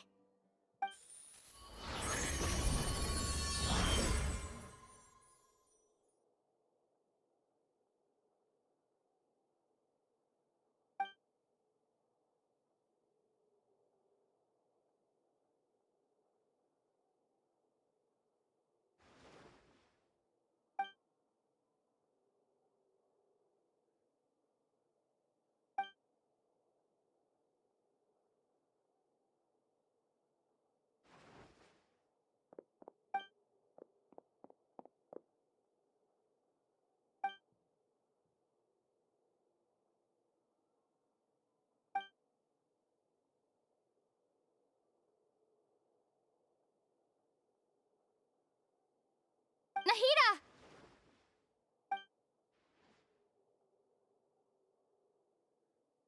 Hey, Nahida!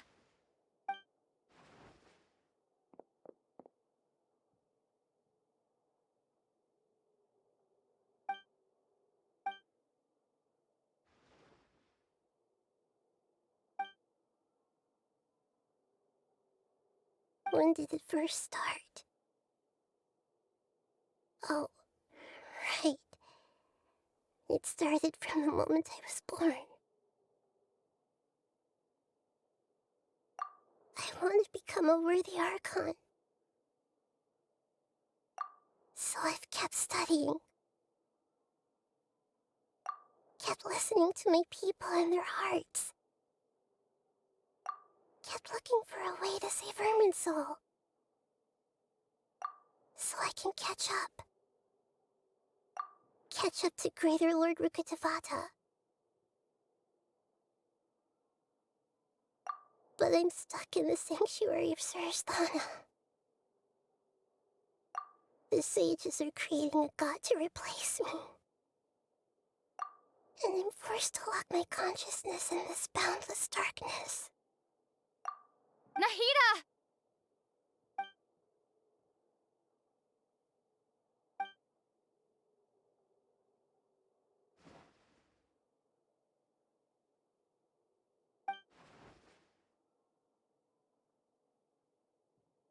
Nahida!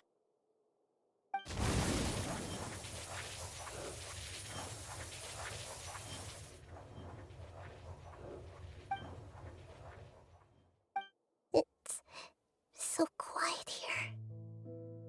Now that I think of it, I don't think I've ever actually listened to my own inner voice.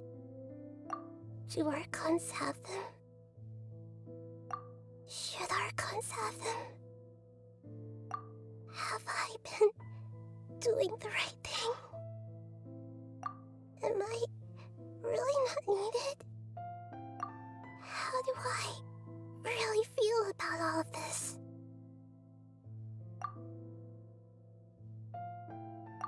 It's so quiet here. Since you're the god of wisdom, you've known the answers to all these questions since the very beginning, haven't you? Who are you? Whose voice is that? It sounds familiar. You're right, though.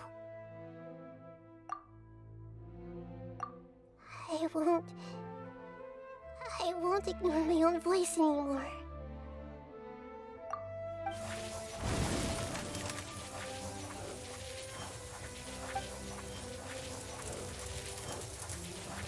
Nahida!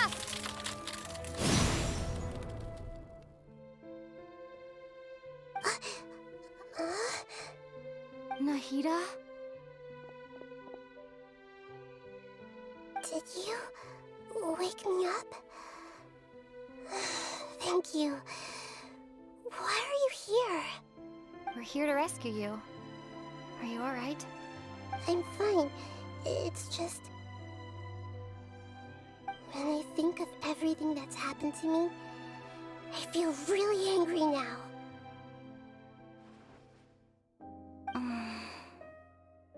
You should have been angry ages ago.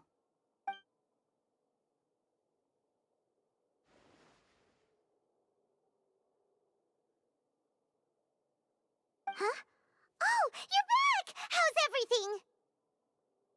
That's wonderful news! Great! We weren't locked up for nothing! When you went to wake up Nahida, Paimon was listening for any sounds outside. You were out for a long time. There are fewer and fewer scholars going about now. You think everyone's done with their Nyagarbha day stuff? Yep, so that means our next act is Nilu's performance!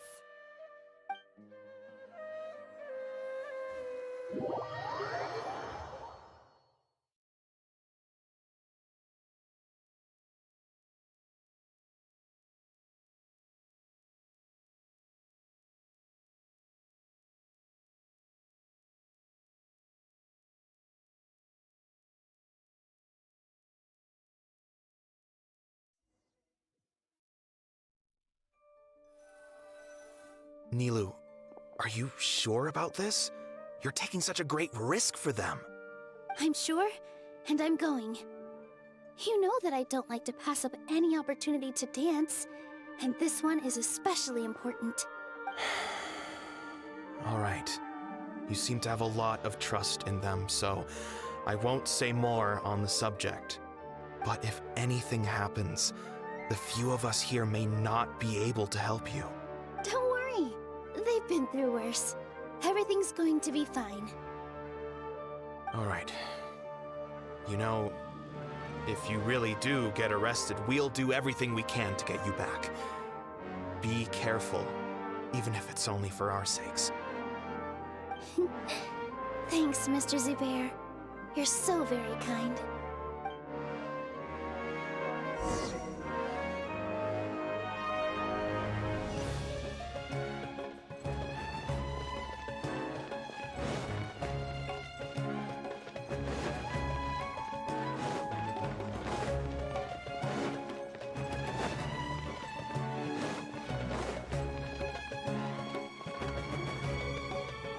Nilu, how's it going? Nervous? Definitely more than usual. But it's because I'm worried I won't dance well enough. It's okay. Just focus on your performance. We'll take care of everything else. You sure know how to talk. Taking all the credit, even though we came here together to help out. Well, thank you both. I'll have to treat you to a meal after all this ends. I really, really appreciate all of your help. Ooh, that sounds great. Huh? How can we say no to that? All right, let's get back to business. Nilu, we'll be here to keep people from going to the academia so they don't interrupt your performance. I was planning on telling them something like, the Academia's been conducting a weird experiment, and some of their test subjects escaped. It's really dangerous there, so stay away. Oh, you couldn't think of anything better? Oh well, I guess it does sound like something the Academia would do. I think it sounds great. I'm counting on you guys. Don't worry, it'll be a piece of cake.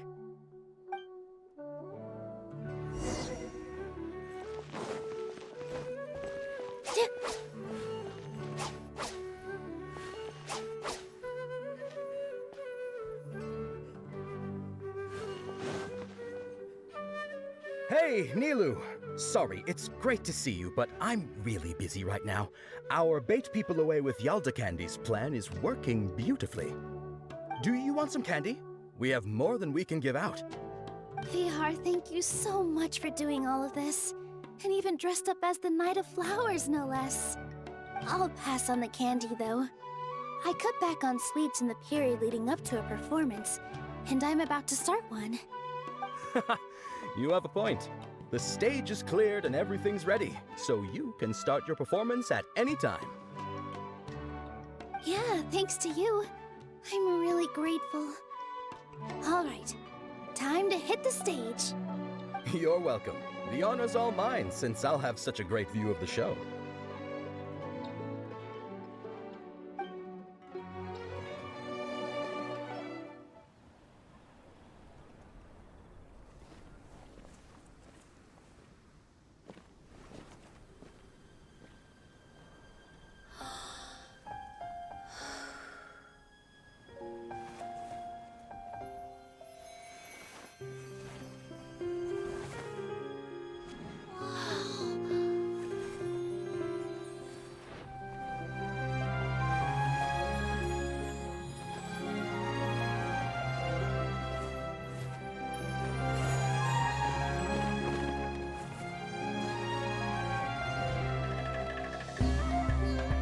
I've never seen a performance like this. This is incredible. Yeah, but I heard that public performances like these have been banned. I can't believe she's doing this here.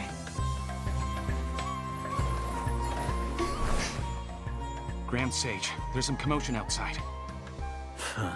How uninteresting. Issue the new Prohibition Act from the Akasha to the guards. They'll know what to do. Do you think we should, like, stop her? Let's just watch for a little bit longer.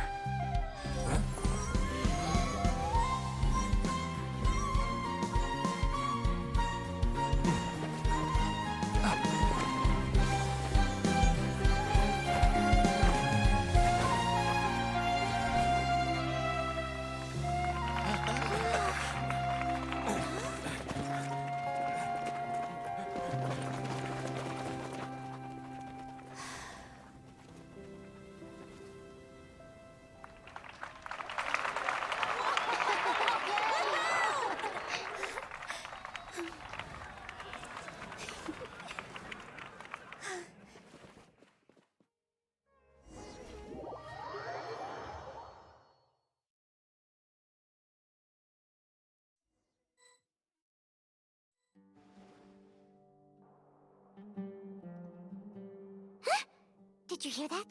It sounds like a lot of guards just ran by. Does this mean the plan has moved on to the next stage? Yep.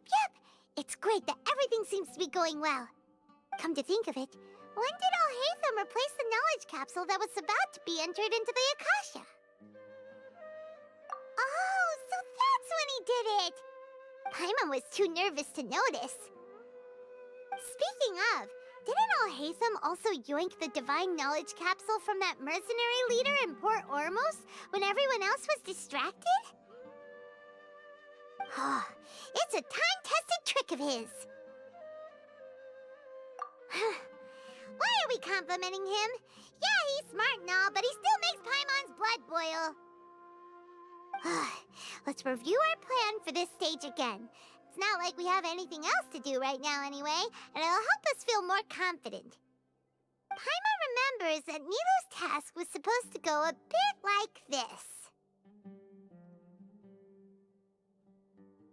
Now that Lesser Lord Kusanali's consciousness has been forcefully sealed, the core figures of the academia and their guards have started to wear their Akasha terminals again. With the doctor's technological support, they think they have nothing to fear. How despicable of them to rely on such a person. But this is also our chance. I was originally asked to draft the knowledge capsule for the Artistic Performances Prohibition Act when I was still at the academia. It should be on the Grand Sage's desk right now, and will be entered into the Akasha during the next Nyargarbaha Day. Are they really going to stop all artistic performances? That's horrible! I'll make an identical knowledge capsule, but this time, I'll smuggle some misleading information into it.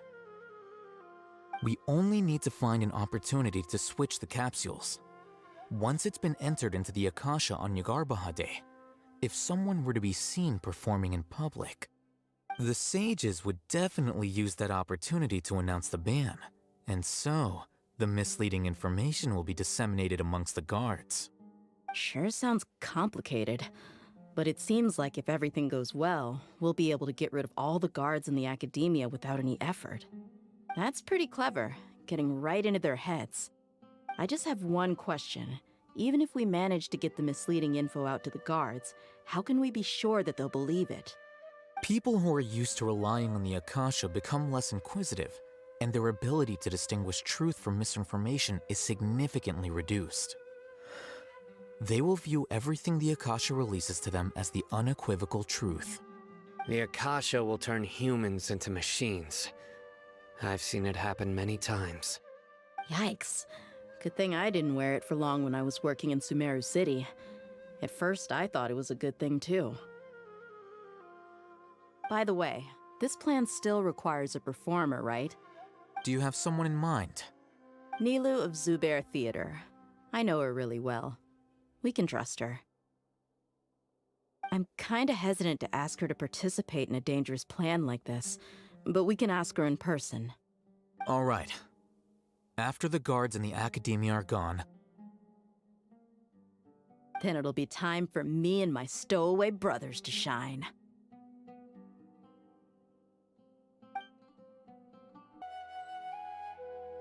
Here they come. Did you see that, Raman? They came out from the academia in droves.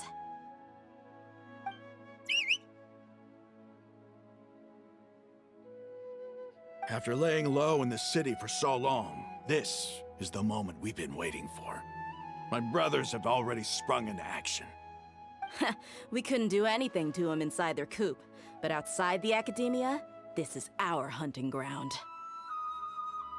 With a lioness like you, the prey sure won't be able to run far.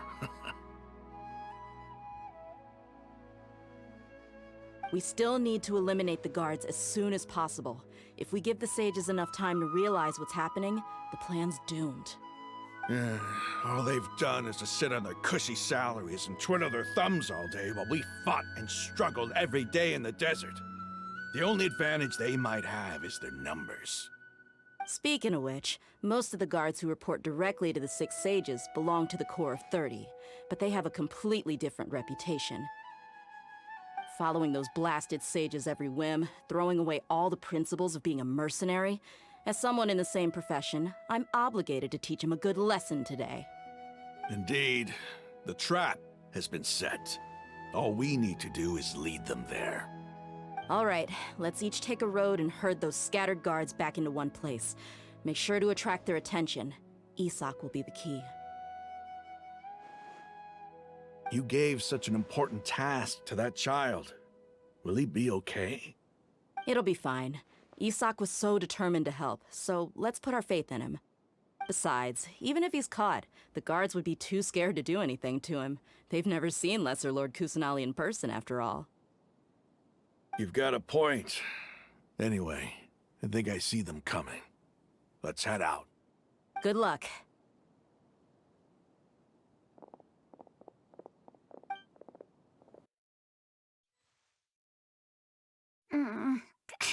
This outfit. Hey, do you remember what you need to do, Isak? When the guards get here, you'll pretend to be Lesser Lord Kusanali and run away from them. Oh, yeah, I remember. Of course I do. I'm just a little nervous. Relax. Don't think about getting caught. Even if that happens, we won't leave you behind. You only need to think about getting the guards' attention and leading them to the Grand Bazaar. Leave the rest to us. Okay, got it. I'm here to pay back Lesser Lord Kusanali for helping Grandpa. I won't get cold feet. Hey, they're here. I can see the Academia guards.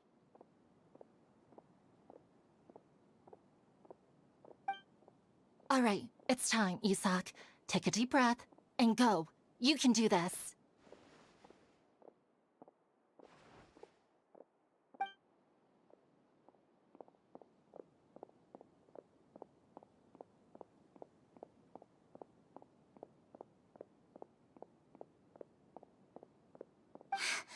Why is there a guard over there? Did he already run ahead of me? This is different from our plan, but there's no time.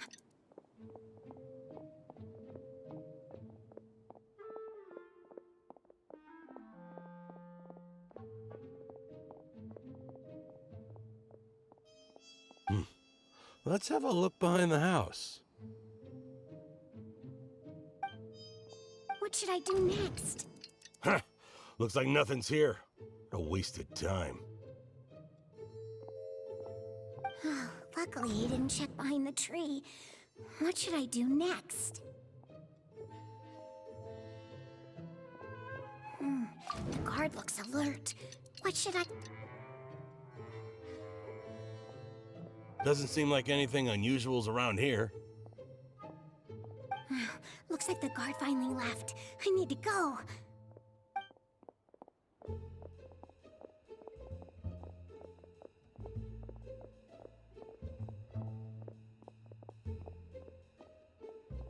Let's go to over there! Stop!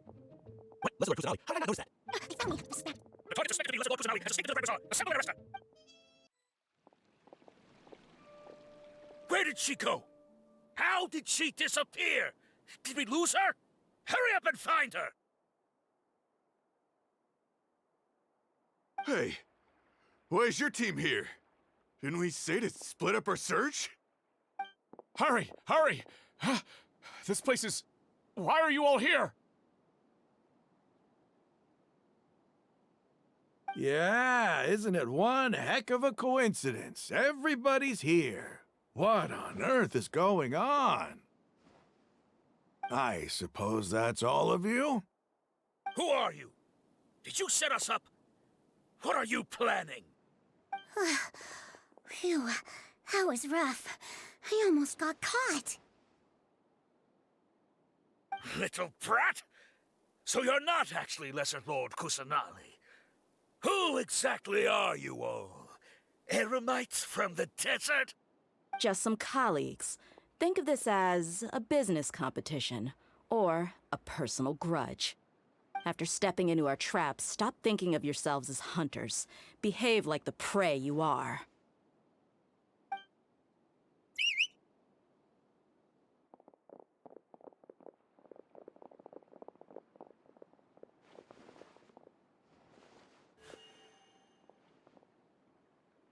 An ambush? How's that possible? This is Sumeru City, but mercenaries from the desert somehow ambushed us! You've spent all your time hiding away in the academia. This place has long since become our hunting ground. Brace yourselves!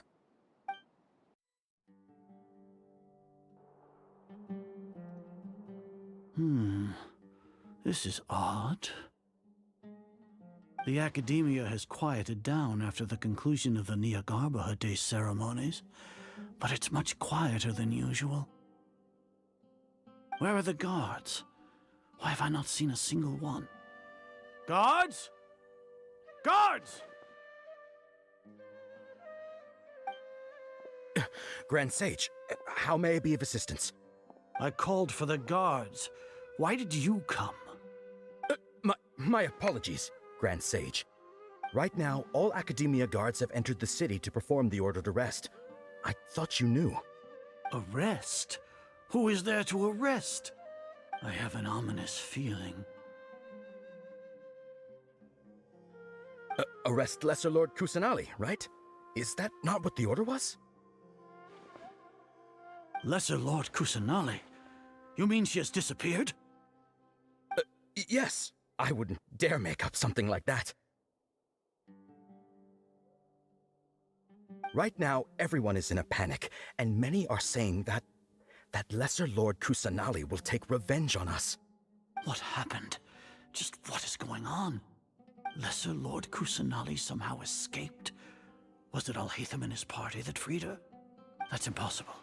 The Academia is heavily guarded today, and any order to release Lesser Lord Kusanali would be strictly confidential. Besides, Alhaitham and the Traveler are already in our hands. What manner of trickery did they employ? How could Lesser Lord Kusanali disappear into thin air? Disappear? Wait. How was the arrest order distributed to the guards? It was issued by the Akasha earlier today. Only you have the authority to send messages like that, so I thought it was your order. Let me check.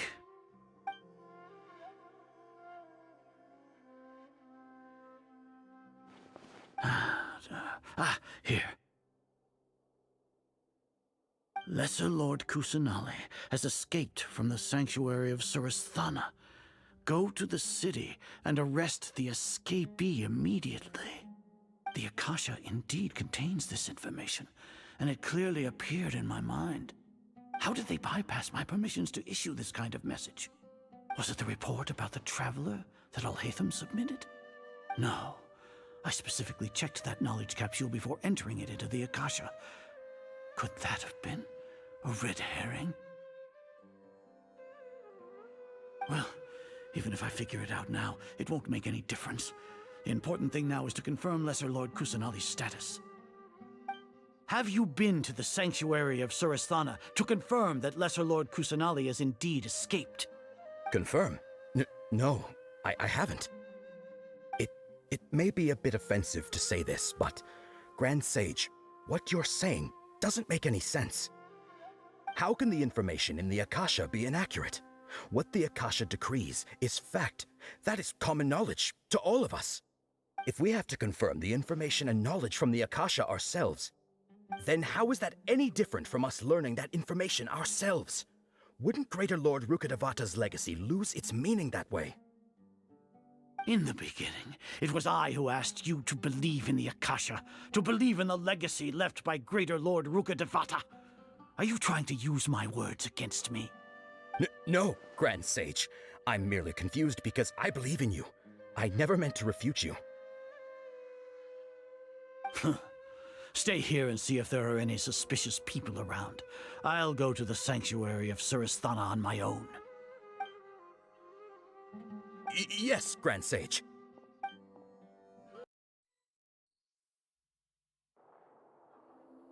Lesser Lord Kusanali has escaped from the sanctuary of Surasthana. Go to the city and arrest the escapee immediately. How can that be? Stop thinking about it. Stop. It must be a trick of theirs. As long as I personally confirm it. Ah! Impossible. That's impossible. There must be something wrong with my eyes.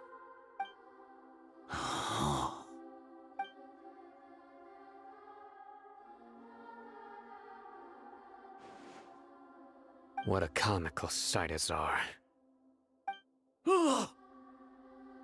Once the Akasha has put certain thoughts into your head, even the Grand Sage can no longer see what's right in front of him. You all can only see the world in your mind, the one you think you know. And precisely because of this, you disregarded Lesser Lord Kusanali's existence. She has been a wise and worthy Archon. Cyno, have you been waiting for a chance like this? The Akasha predicted that you would return to the Academia to confront me, but I didn't expect it to turn out like this. I was careless. No, you were blinded. Your faults stem from your reliance on the Akasha. You're still the same as always. I truly did not expect a proud person like you to cooperate with Alhaitham and the Traveler. People change, Azar. Admit it. The Akasha can't predict my actions anymore.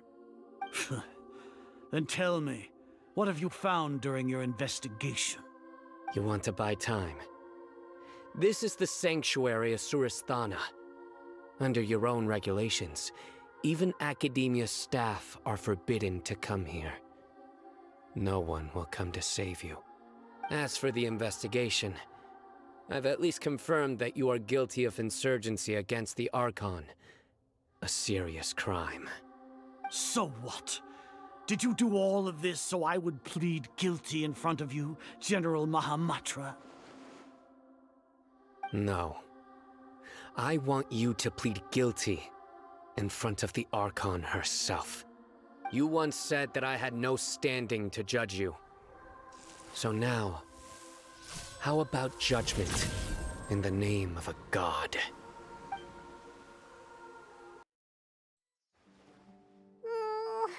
How long do we have to wait? Paimon wants to know how things are going out there. Paimon hasn't heard any sounds outside for a while. Hopefully something bad didn't happen. Yeah, but aren't you scared that we might be locked up in here for the rest of our lives? Thinking about it, at least Paimon has you. We could still chat like this. When Paimon thinks of Nahida being imprisoned alone in the sanctuary of Surasthana, Paimon can't help but feel sorry for her.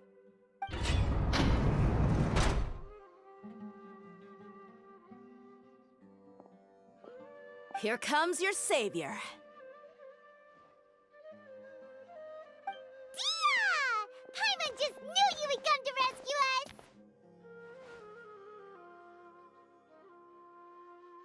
You two really owe me some big thanks. I had to search through who knows how many guards to find the key here. It felt even more tiring than whacking them. I'm exhausted. Thanks a lot. Need Paimon to rub your shoulders? No, that's, I'll pass. What are you afraid of? Oh, are you ticklish? Now isn't the time to talk about being ticklish.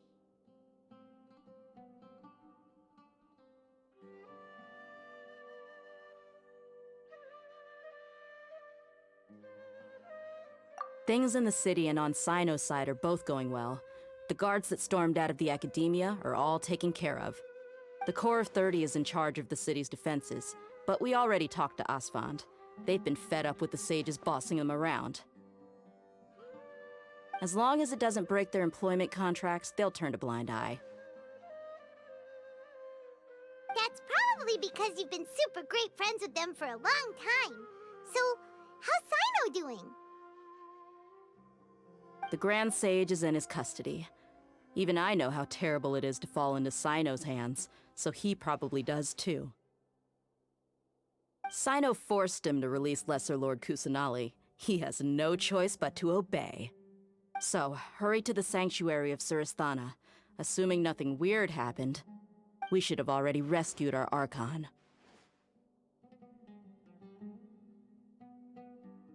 Honestly, I didn't expect our ragtag bunch to do this well. We just came together last minute to save the Archon, you know? All right, you two better go. I still have to clean up some messes in the city. See you around.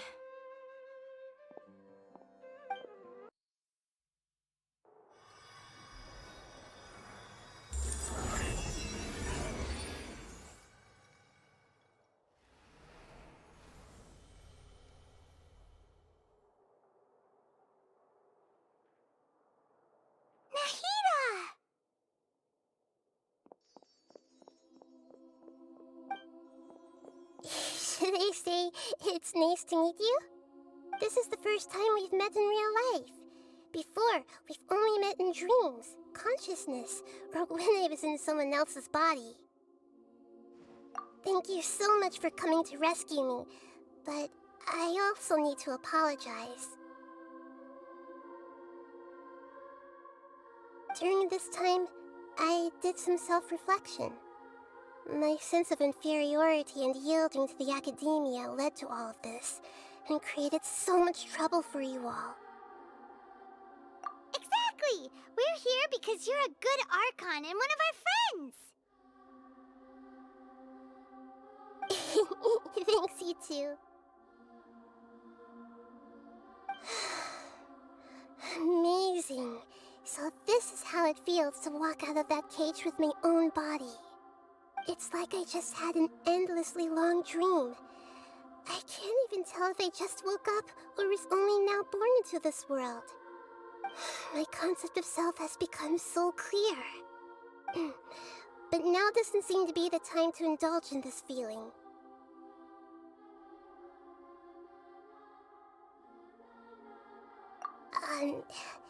This is really embarrassing. You all just rescued an Archon, and now she needs your help to save her country, and even the entire world. It's okay. With you here, Paimon's sure that everything will work out. There's one more thing. What is it? For all the things the Academia did to me, and for all the folly it committed in the name of wisdom, as their Archon, I will make them pay. Ah! Wow! That's the spirit! You're finally standing up for yourself and not letting people walk all over you! I understand now. To be a better Archon, I first need to better myself. If you haven't even figured out how to be a caterpillar, how can you be a butterfly?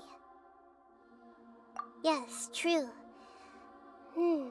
That reminds me.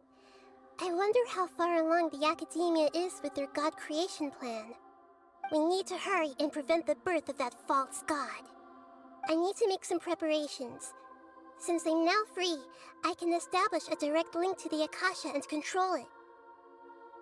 First things first, I need to remove the restrictions that the doctor put on me in the Akasha.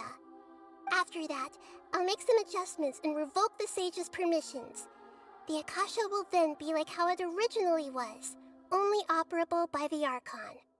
After all, the Academia betrayed Greater Lord Rukkhadevata's trust. This might take some time. In the meantime, you should also work on your own preparations. If we don't stop the god creation plan in time, we'll be in for a tough fight. How's it going, Nahida? I'm done with the parts that needed my involvement to complete. Although it's my first time working with the Akasha like this, its internal structure and operation procedures are easy for me to understand. Greater Lord Rukkhadevata's design is truly brilliant. Oh, also, this is for you. Huh? What's this little floaty thingy? It's a small device I put together just now. You can think of it as an upgraded Akasha terminal. You may not need it right now, but it should be helpful in certain situations. Wait! This thing has the same characteristics as Paimon! We're both small things that float! Oh, all the things that make Paimon special got copied! When Paimon appears with the Traveler from now on, people won't remember Paimon because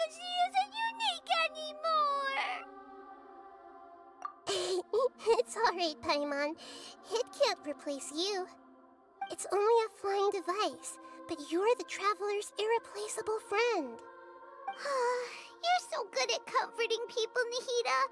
If only the Traveler was as smart as you. I was simply telling you what I feel to be the truth. I wasn't trying to comfort you. Nahida, you're natural at this. What you just said made Paimon even happier. By the way, there's something I need to confess. Even though I'm the Archon and in control of myself again, I'm not very good at fighting. You may have heard that an Archon's power is derived from their people's faith. However, I'm not as well loved as Greater Lord Rukkhadevata.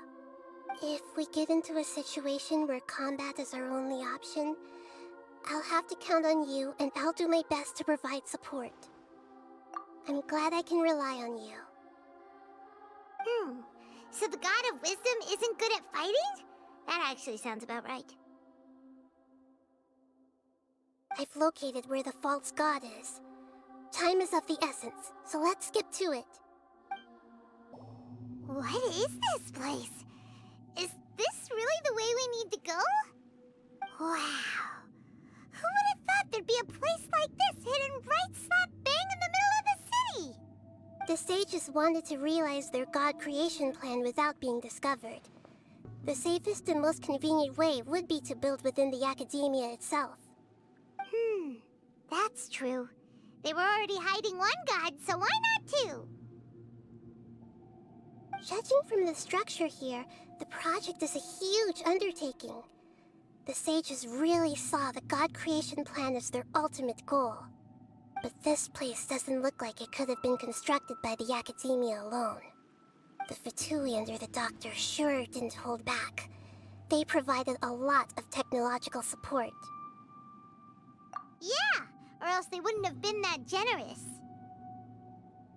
Is that it, though? I've always felt that this Doctor is different from the academia sages. He doesn't seem to share their sense of urgency. Instead of being interested in the end product, it's like he's enjoying the experimental process. The Fatui Harbingers are all such weirdos. So, the Doctor being weird is actually normal. So, this Fatui that they're trying to turn into a god is called the Balladeer? We had previously come into contact with his consciousness. He harbors particularly strong obsessions. One is the desire for a gnosis, since he was created to be the vessel for one. The other obsession is probably related to his past. I can't quite explain it. Paimon knows that he was a prototype puppet for the Raiden Shogun before he became a Fatui Harbinger. That's why he wants a gnosis so badly. There's no way he'd willingly be a test subject. Now with that temper and ego of his. It sounds like you know the Balladeer quite well. I see. Tell me more about him and what he's like. The more we know now, the better we can plan for and react to any future situation.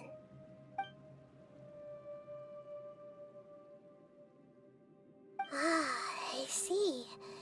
How fascinating. Alright, time to go. Let's get through here and meet him in person. Looking at its operational status, we must prepare for the worst. The god they wanted to create is likely close to completion or already completed.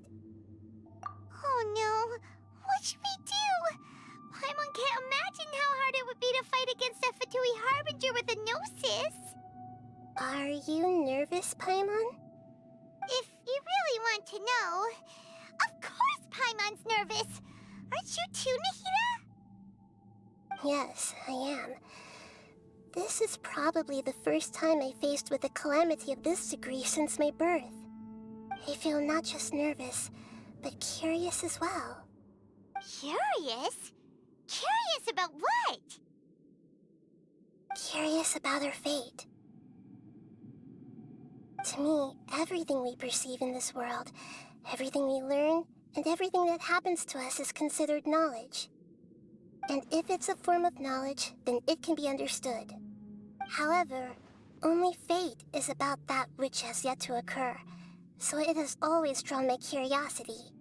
So to me, fate is the ultimate knowledge. That's also why I love observing humans and all the things that happen to them. It all brings me great satisfaction. And now, at long last, I'm not just an observer anymore. I will personally experience my own fate with you by my side.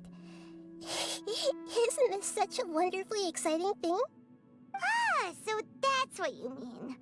Paimon thinks she understands what you're feeling. Agreed. Okay, let's continue on. I can sense his aura from here.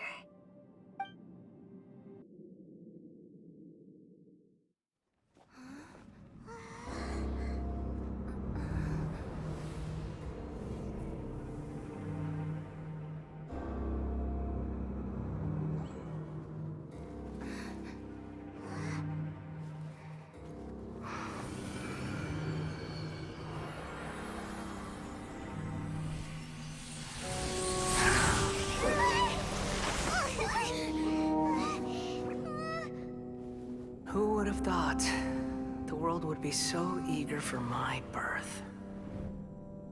I remember you, Booer, the god of wisdom, and standing beside you, the traveler. Is he all-knowing and powerful now like Greater Lord Rukkhadevata? No, I can't feel the same kind of divinity I felt from the Greater Lord. It seems that the sages didn't get the chance to infuse the divine knowledge capsules into him. But even still, he has undoubtedly become a true god now. So we're too late? The Balladeer has already become a god? The Balladeer. A long bygone title. When my spirit ascended to divinity, I felt as if I had existed for the same number of epochs as heaven and earth. Looking back, the existence of what once called itself Kunikazushi appears infinitely small and ugly.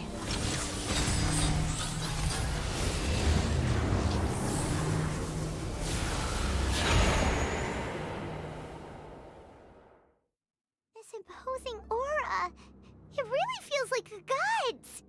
A body that capitalizes on the Balladeer's original construction as a mechanical puppet, with the Gnosis serving as a constant power supply.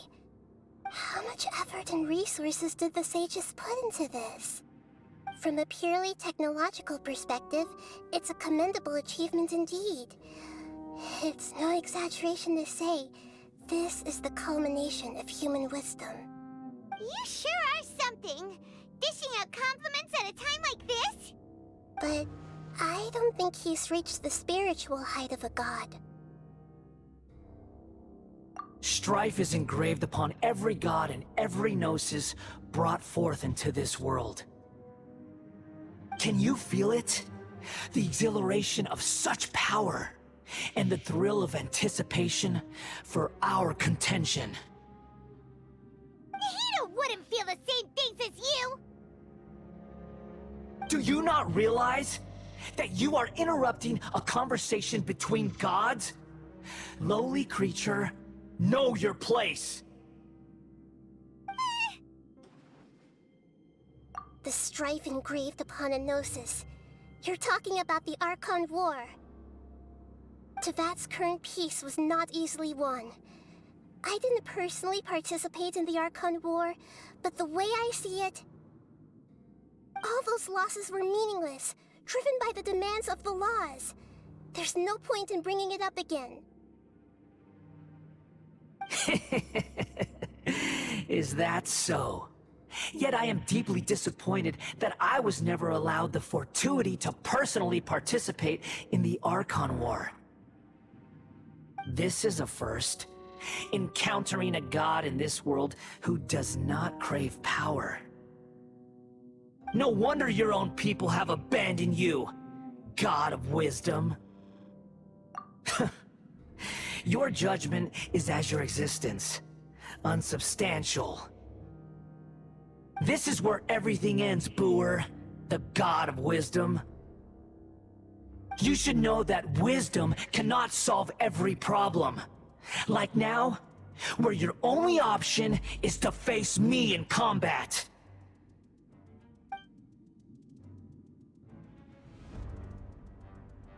Come! Let us reenact a scene of the Archon War. Come and inaugurate my birth as a god.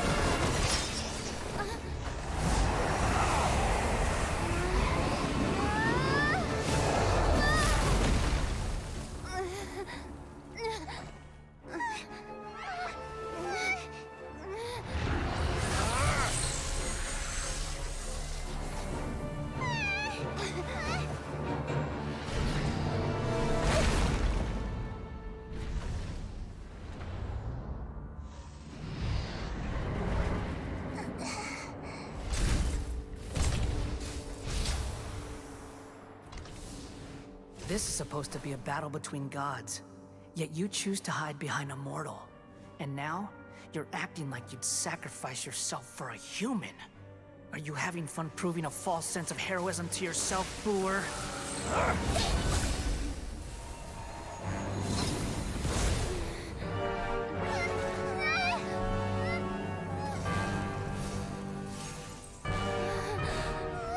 The data collection is almost complete. Do you even know how many times you've tried to take my gnosis from me?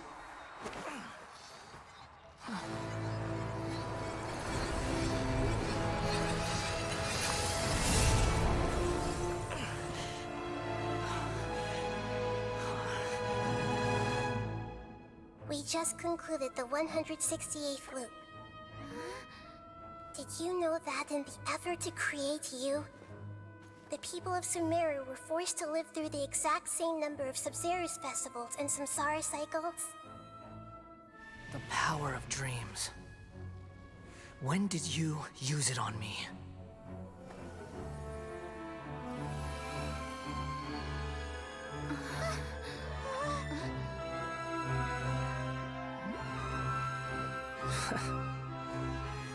You can't even defeat me in a dream. What do you hope to achieve with this little trick? Come, Traveler. Just like before. Allow me to awaken the memories in your dreams. All that battle experience! It's more than that. Compile everyone's wisdom in the name of the Archon. That is the original function of the Akasha. I've sent everything that happened just now to the people of Sumeru in the form of knowledge. I've asked them to help you find a way to defeat the false god.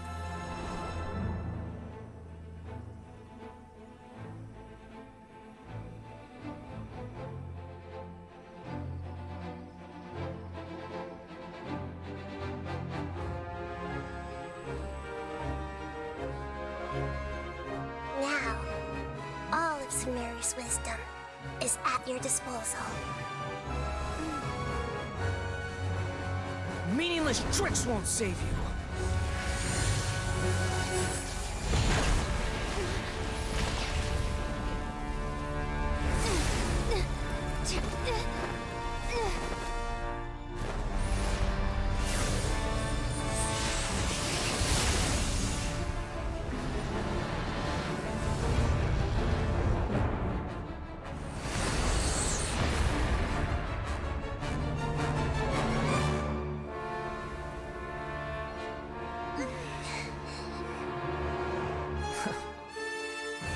Are you done with your tricks? Can I finally take this as a real battle between gods? I'll leave this to you.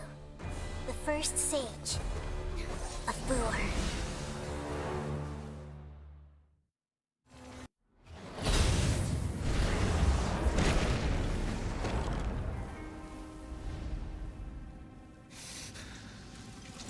Humans. Filthy humans.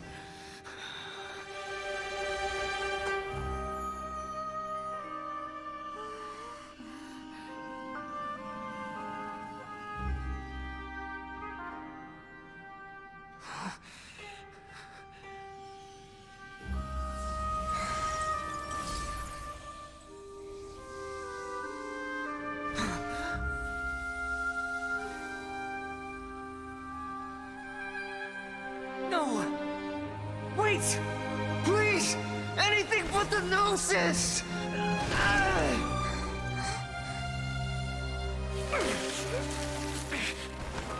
That's mine! Don't even try! I'll never go back!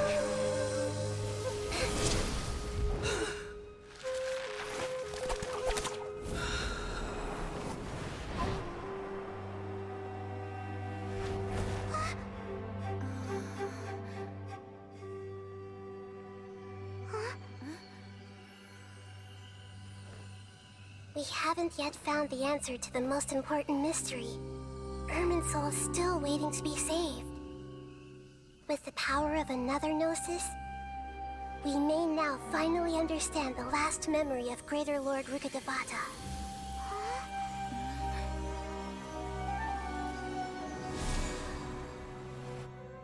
This is... That's right. This is the last memory of my predecessor.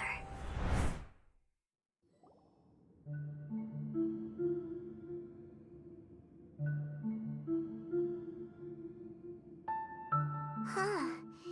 This sure seems very different from what Paimon imagined. Shouldn't Irminsul be in this realm of consciousness? Yes, that is our destination. But I didn't expect the remaining consciousness of Greater Lord Rukkhadevata to be as polluted as this.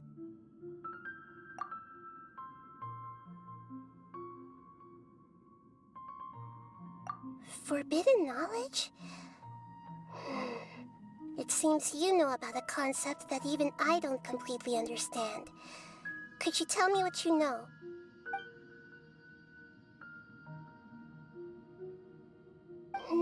Your inference seems logical enough. Forbidden knowledge once polluted the desert thousands of years ago, but was successfully repelled thanks to King Deshret's self-sacrifice, and Greater Lord Rukkhadevata nearly exhausting her power. Then, a second instance of forbidden knowledge pollution occurred during the Conria Cataclysm 500 years ago. But I'm afraid it is much more serious this time, with Irminsul itself already in danger.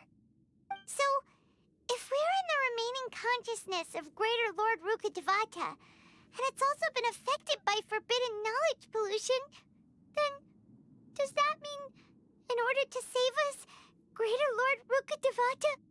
Yes. It's very possible that she sacrificed her life in the fight against forbidden knowledge. She didn't completely eradicate forbidden knowledge, but if it weren't for her actions, the pollution would have been far more rampant over these past 500 years. The way that everyone, including me, has forgotten everything about forbidden knowledge may very well be due to her restoration of Irminsul. Aww. Do you feel sad, Nahida? I'm just sharing her pain. The pollution of her consciousness here is severe. There is madness, chaos, and pain all around us. Did she fight to resist the forbidden knowledge pollution in such terrible conditions, all the way up to her last breath? She even used her last remnant of lucid consciousness to leave a clue for us to follow. Yes, her words were distorted by forbidden knowledge, so that's all we could hear. But now, We have a chance to find the answer to this mystery. We can cross the polluted consciousness until we found the right path to meet with her lucid consciousness. And then, we'll let Greater Lord Rukkhadevata tell us the truth in person. Each of us need to be mindful of the state of our own consciousness while we are here. Even with the Gnosis' protection, we must always keep a clear mind. Otherwise, we could go mad at any moment. That's so scary. Don't worry. It should be easy enough for you to keep that mind of yours clear, Paimon. Let's go.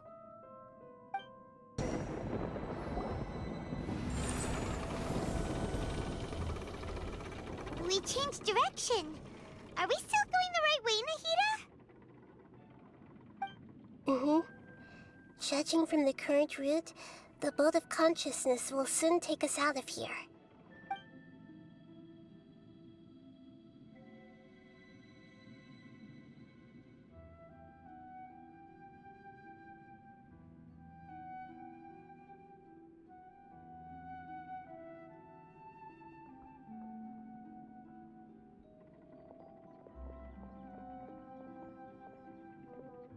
We'll be arriving at our destination soon. How are you feeling? Are your minds still intact? Huh? But everything's been completely normal for Paimon. Hopefully there won't be any more interruptions. This time, we should be able to meet Greater Lord Rukkhadevata. Are you saying you've never met Greater Lord Rukkhadevata before? No. It seems that my birth and her death took place at the same time. Otherwise, I think she would have given me a little more guidance, and I could have done a better job. Hey, you've done a great job, Nahida. Let's get out of this creepy place and go meet her.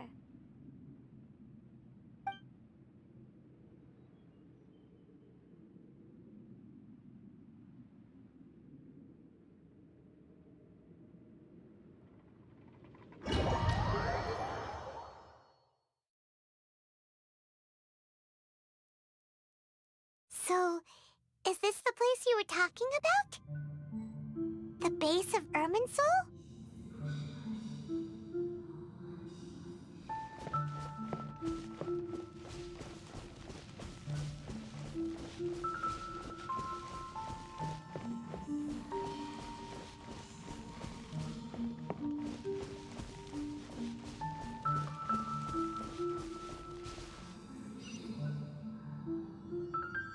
Well, this is the place.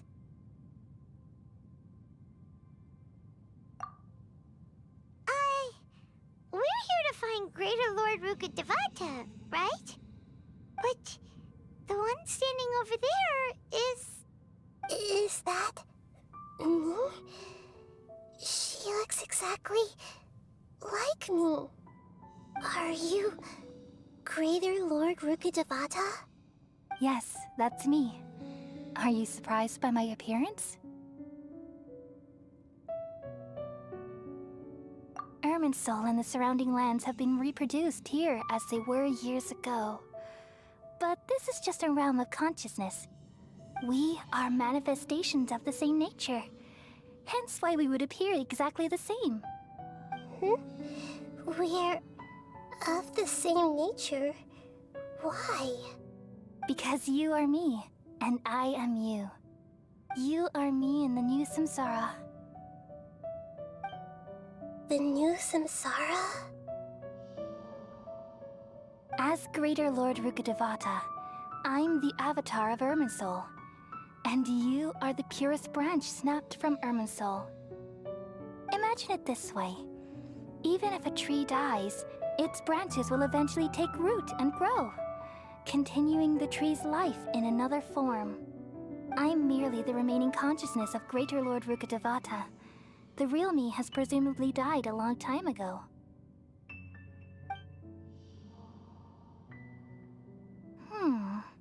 Judging from your appearance, I've probably been dead for 500 years. But you're finally here. My new self in the samsara. If this is true, then am I going to be a great Archon like you someday? Though we share the same nature, our fates are bound to be different. All things have their own fate. When a branch grows into a mature tree, it won't be the same as the original tree. That's why fate is the ultimate knowledge, isn't it? That's a great insight. Yes, very good. It's also precisely why you won't become like me. Really? But perhaps you may become an even greater Archon than I. I already see a determination in you that I didn't possess in my time, and the future that it leads you to will be yours alone. Along with the blessings from your past experiences. Don't worry. The growth of wisdom is like that of a plant. You only need to wait quietly for the flower to bloom. Come to think of it, the sages never had the faintest inkling of the meaning of wisdom. Thank you. Nothing makes me happier than discovering that the Archon I always admired was in fact myself in another fate. It's so nice to speak with you, Greater Lord Rukkhadevata. I've always wanted to meet you. The feeling is mutual. From the moment I snapped the branch off Irminsul and created you, I've also looked forward to talking with you. Could you tell me why you wanted to create me? And what exactly happened when you died? Ah, I see. You're here seeking answers, right? Everything that day, even the sky itself, changed into a color like this. At that time, the seven were all summoned to the nation of Conria. Except for me. I had a more important task to attend to. I had to protect Irminsul. The disaster occurred together with the pollution of forbidden knowledge. At that very moment, with my consciousness connected to Irminsul, I sensed something was wrong. The pain started to torment my mind. By the time I reached Irminsul, it was already displaying signs of corruption. Had I not repelled the pollution of forbidden knowledge with King Deshret thousands of years ago, I might have felt even more hopeless and lost. So what exactly is forbidden knowledge? It's a kind of knowledge that doesn't belong to this world, and a form of truth that can't be understood. It came from the very bottom of the abyss. Even I could never understand it. The world is constantly rejecting it, leading to all kinds of bad phenomena. If we allow forbidden knowledge to pollute Irminsul, I'm afraid the entirety of Tevat could fall apart. So, there's knowledge that even the God of Wisdom can't understand? At that time, I knew I couldn't repel the forbidden knowledge with my strength alone. Which is why I created a device that compiled human wisdom and named it the Akasha. It's truly the world's most amazing invention.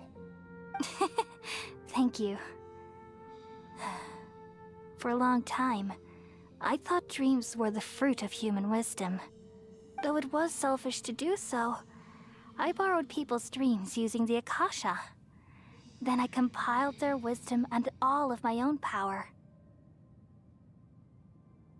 Well, did it work? Thanks to the wisdom of the people of Sumeru, almost all the forbidden knowledge was cleared from Irminsul. But things didn't go as smoothly as I thought. I had a terrible headache, which gave me an uneasy feeling. And then I remembered that my consciousness was also connected with Irminsul. It brought me knowledge and wisdom, but vile corruption as well. From the very beginning, my existence had been polluted by the forbidden knowledge. Oh no. How could that happen? I've experienced that pain in your consciousness. It must have been a horrible experience. Yes, but my feelings weren't important. The important thing was that...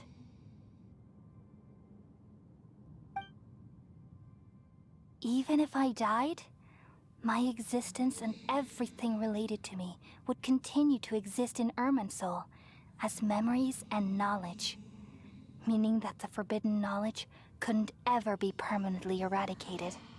And there's no way for me to eliminate myself. It would be a sort of paradox. So, I took the purest branch of Irminsul as my incarnation in the next samsara, and left a trail of clues, all in hopes that you would come here and remove me and my pollution from Irminsul forever. Wait, no, I can't. So you realize what that implies. You are very smart indeed. Irminsul has all the knowledge and memories of this world. And as you've realized just now, removing me from Irminsul means I essentially will never have existed in this world. But this is the only way to save Irminsul. People love you so much, and they've missed you so much over the past 500 years. I am exactly the same. So how can we just forget you like this? Is there really no other way? There must be something else I can do. You're the god of wisdom, Boer. You should know that there is no other way. But this is so cruel. I don't want to forget you. No need to feel so sad, Boer. As someone who delights in wisdom, you should feel joy at finally finding the answer. These are the words in their entirety. The answer you've been seeking all along. Let the world completely forget me.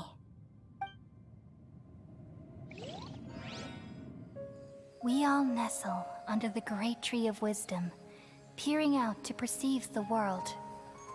From the earth and from the rain, we perceive its wonders, until we become a white bird to perch atop a branch, and finally snap off the most important leaf.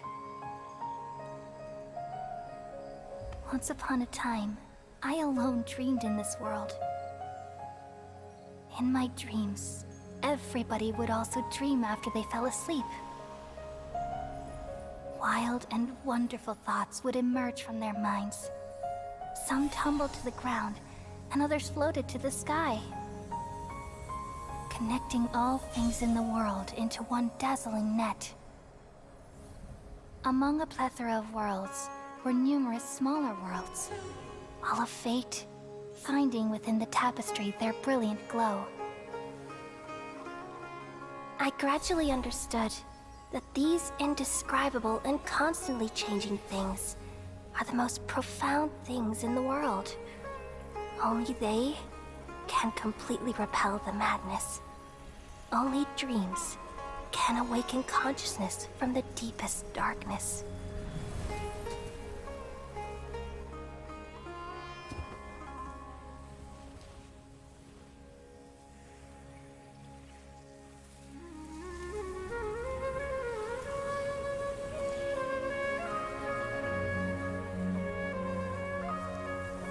I'm the one who posed this question, yet also the one who sought a solution.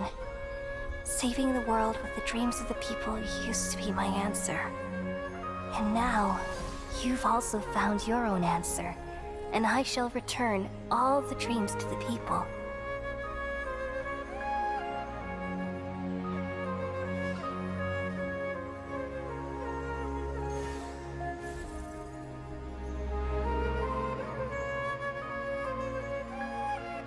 Goodbye, people of Sumeru.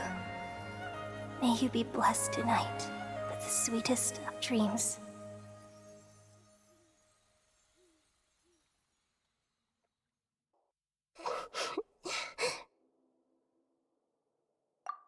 all right. I'm just a little confused. We've just saved the world, right? So why am I crying? I don't know where this feeling inside of me is coming from, but I feel very sad. Just now, we used the power of two gnosis to successfully connect with the Ermin soul consciousness from 500 years ago. Then, we removed the remaining pollution from Merman soul. Yeah, what's wrong? Weren't you there just now?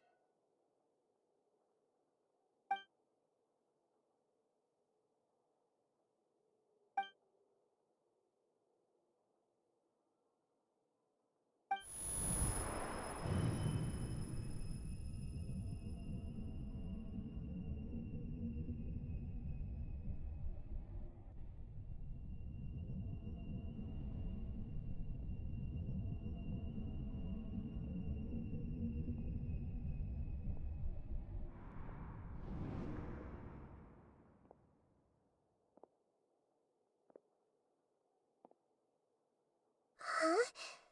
That sound. Traveler! Paimon! I've been waiting here far too long. But finally I have the chance to be alone with you. All the precious time I wasted has finally paid off. The doctor! What have you done? Just a type of sound wave that can quickly put defenseless people into a dream. As I expected, it doesn't have any effect on gods. This is the only thing of interest I found among the sage's research. I thought I'd take it for a little spin. Don't worry. I know you would never forgive me if I actually killed them. I'm here to negotiate with you. Naturally, I won't do anything dangerous that could potentially damage our relationship. Negotiate with me? I heard you had already left Sumeru. Why are you here again now? I left Sumeru, but I also stayed in Sumeru. Even the God of Wisdom is restricted by the habits of cognition. How disappointing. You mean there are many different versions of you in this world? An astute guess. Even the same individual will have different cognitions at different ages. A long time ago, I made a major decision in hopes of preserving all my perspectives of how I observed the world. Observation is the first step of any experiment, but observing the current world doesn't satisfy me. It lacks an important dimension, that of time. So I saved segments of all my ages and made them into independent individuals. That's all there is to it. Indulge me. How does the God of Wisdom find my method of seeking knowledge? It's an insult to the very concept of life.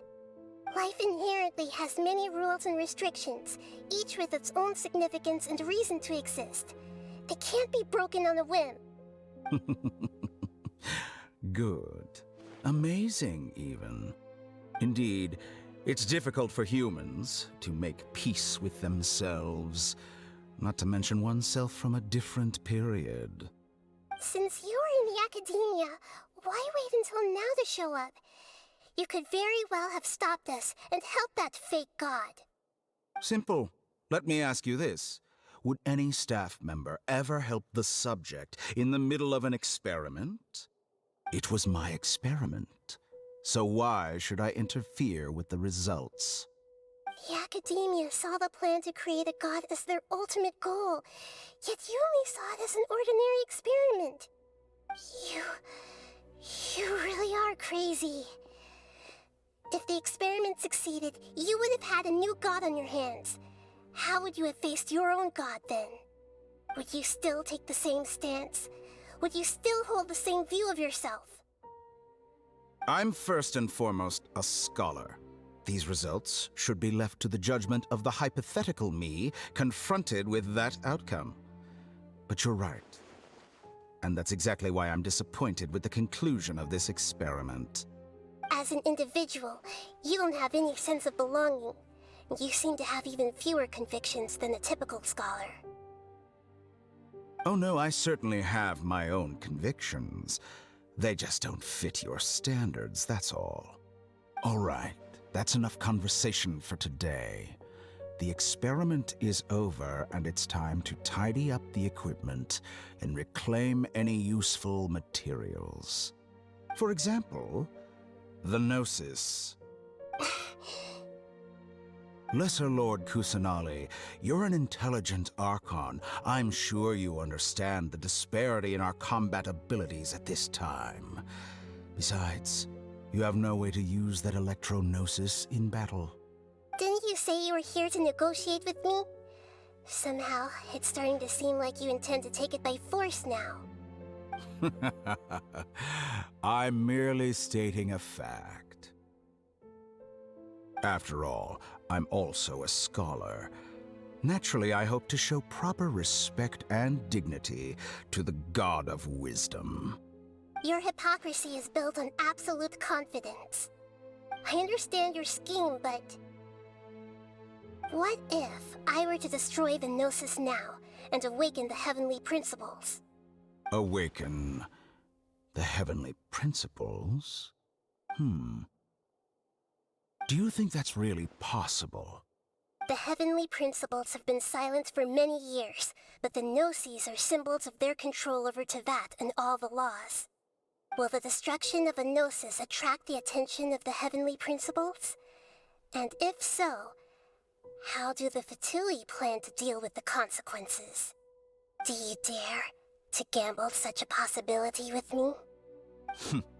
Gamble? How surprising. I thought you would show evidence or use rigorous reasoning to prove your point.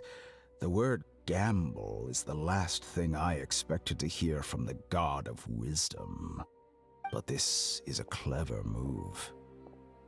You must have seen through me when I first captured your consciousness.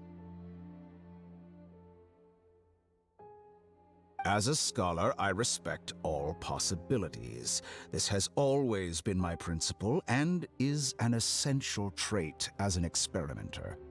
Indeed, I can't ignore this possibility. So tell me then, what are your conditions? This foreign Gnosis will only lead to disaster if it stays in Sumeru. But this Electro-Gnosis is the prize I obtained after defeating one of your fellow Harbingers. Now, as the one who initiated this cascade of events, shouldn't you pay the corresponding price? Price? Interesting. What price would you have me pay? How about erasing all your other segments? So this is how you wish to restrict me, the most threatening opponent of the Nation of Wisdom. What you request of me is like plucking out the eyes I have placed in the dimension of time. Segments are extraordinarily difficult to make.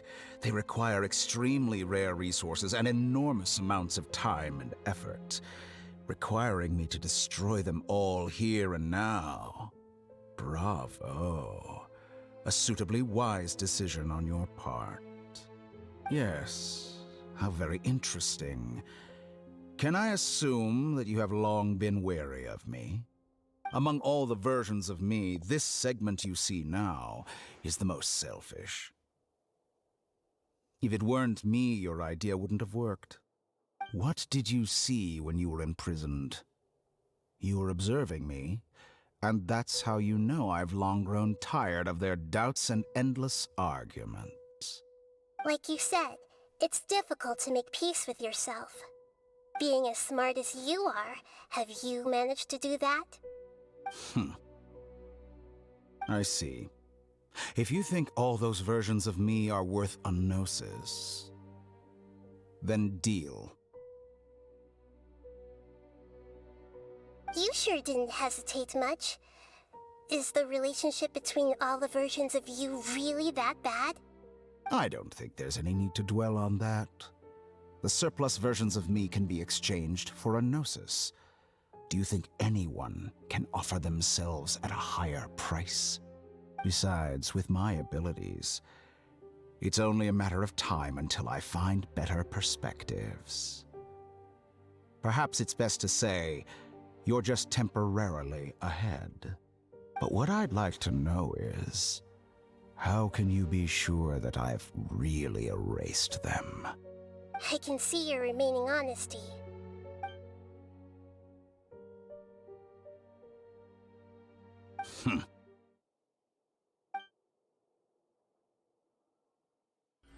What a ridiculous decision! Sheer You can't be foolishness. serious!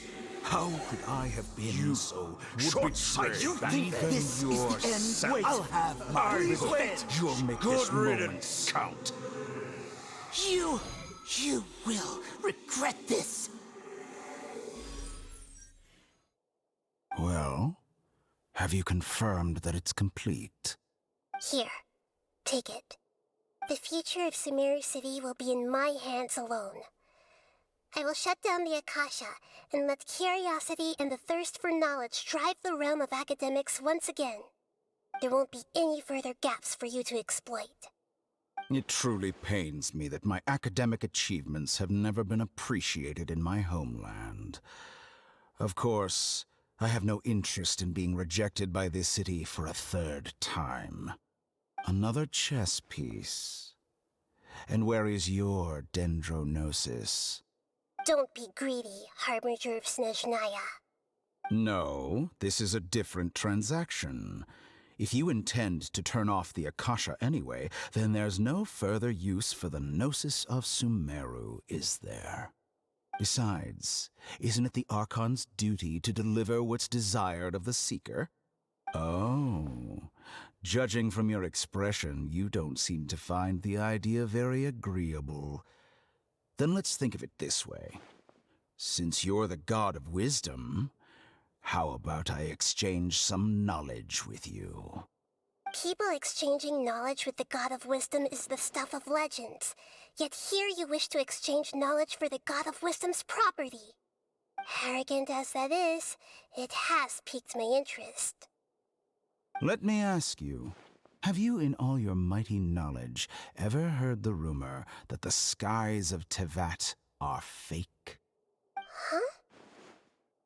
That's the secret hidden by Irminsul concerning the truth of this world.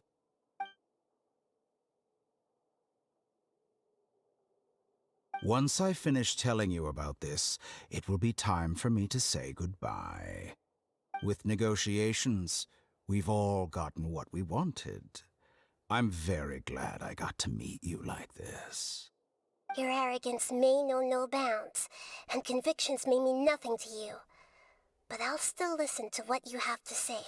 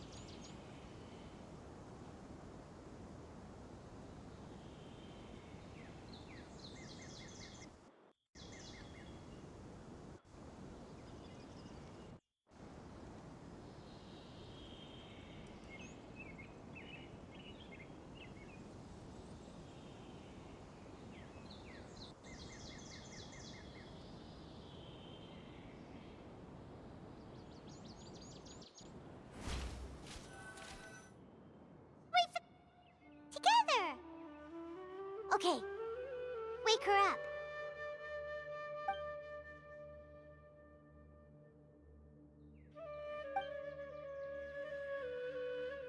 Are you awake? Kali says it's time for breakfast. Come on, get up! Good morning! How are you feeling today?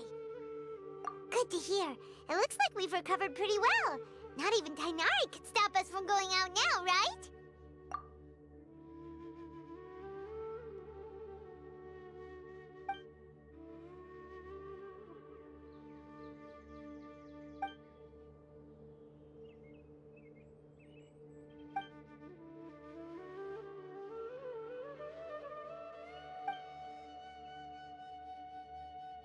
Come on, Traveler, let's go. Nope, Paimon wanted to read the letter with you after you woke up, so Paimon didn't open it. All right, let's read it now. Oh, it's from Nilu. Ahem. We're going to hold a feast at the Grand Bazaar and celebrate Cyno's reinstatement as the General Mahamatra. As heroes of Sumeru, please be sure to attend. I'll wait for you. The date of the banquet is written on the back. It's in 2 days. Oh, I've also heard that you've become heroes here as well. That's amazing. Sometimes I'm really envious of strong and confident people like you. Oh, you're embarrassing me. Anyway, let's go to the Grand Bazaar to have a look. Oh, before you leave, be sure to inform Master Tainari. Tainari!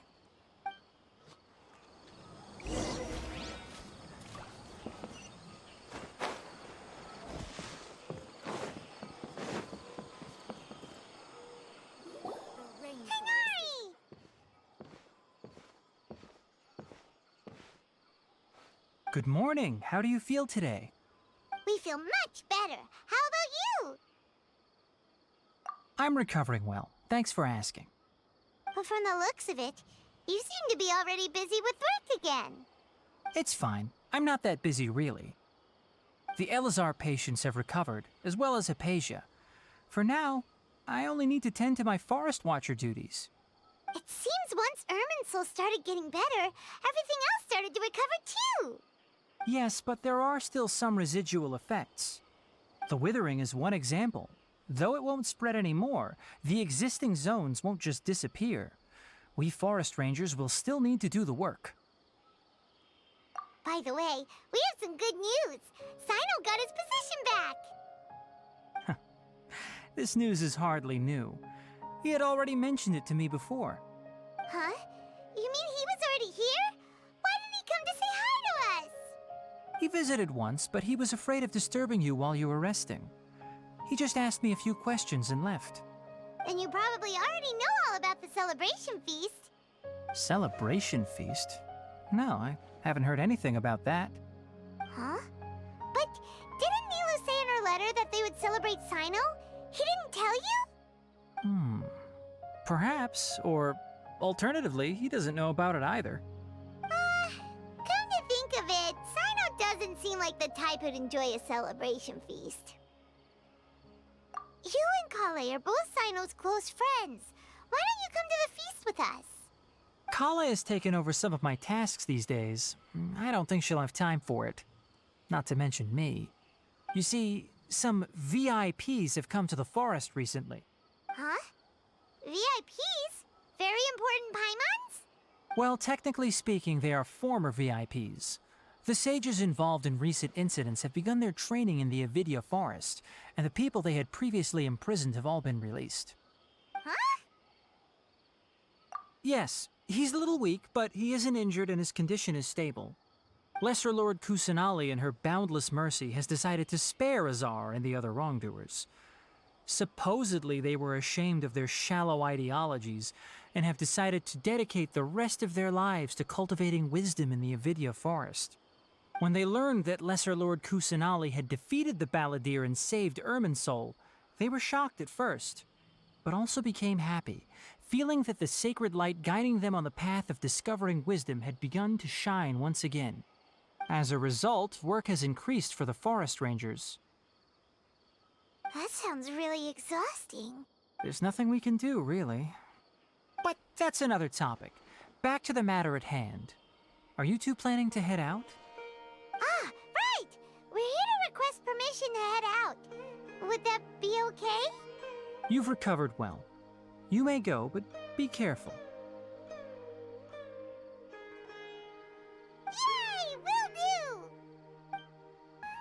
Well, there won't be any problems if the feast starts at that time.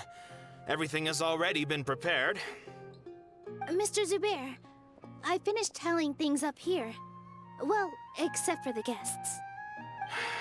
Is a simple reply really that much to ask of our guests? It's affecting our arrangements. Oh, it'll be fine. Besides, it never hurts to get things ready in advance. I was thinking the same thing. The feast will be held sooner or later, right? Hey, Nilu!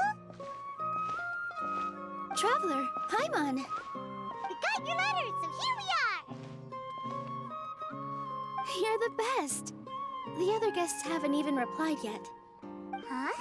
Are we the only ones that have arrived? Yeah, I had someone deliver letters to all of our guests. But maybe everyone is still busy with other things.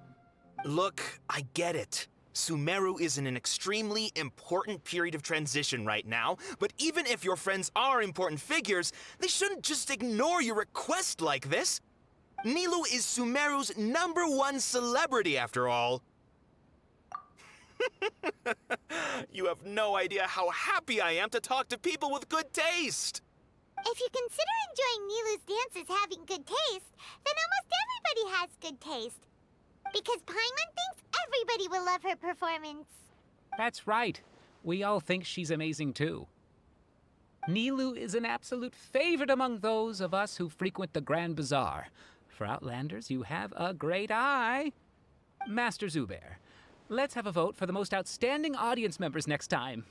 I think these two may win. Nonsense. It is not for us to determine the value of an audience. But indeed, we could try giving gifts to people with particularly good taste. I heard there's a device in Fontaine called a camera that can record people's appearances as pictures. Such pictures would make superb gifts. Ooh, good idea. I wonder where we can find one. I don't want you giving pictures of me to everyone. I'm satisfied just being able to perform here. There's always a lot going on at the Grand Bazaar. Yeah, and that's why I love it here. Traveler and Paimon, could you help confirm if the letters were actually delivered? If for some reason they didn't receive the letters, then please tell everyone that there will be a feast here. Yeah, we can also check out how everything in Sumeru is going now. When I wrote the letters, I heard that Dia was in Port Ormos, and Alhaitham was at the Academia. As for Sino, we've only heard that he appears at the Academia from time to time. I'm not too sure about Rahman's whereabouts.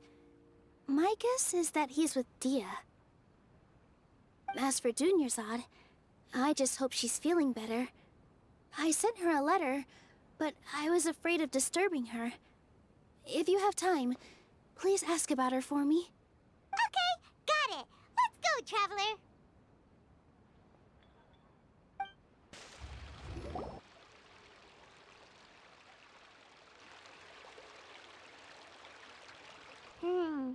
We haven't seen Alhaitham anywhere. Let's ask that person over there.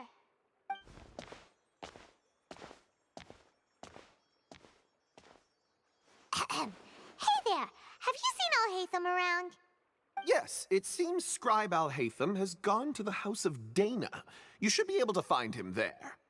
But you're already the second group of people I've seen looking for him today. He must be quite the busy man. Oh? Who else was looking for him? Mr. Cave was just here asking about him. You wouldn't believe how terrible their relationship is. And now you two are here. Don't tell me everyone's here looking for gossip about the sages. No way! We're strictly here on business. Ah, I see. Sorry, I thought maybe everyone's as interested in rumors about the sages as I am.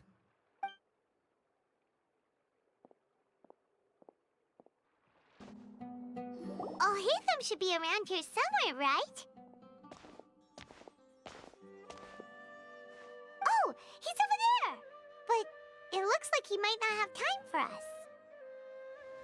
Just put down that worthless book and tell me what happened in the Academia.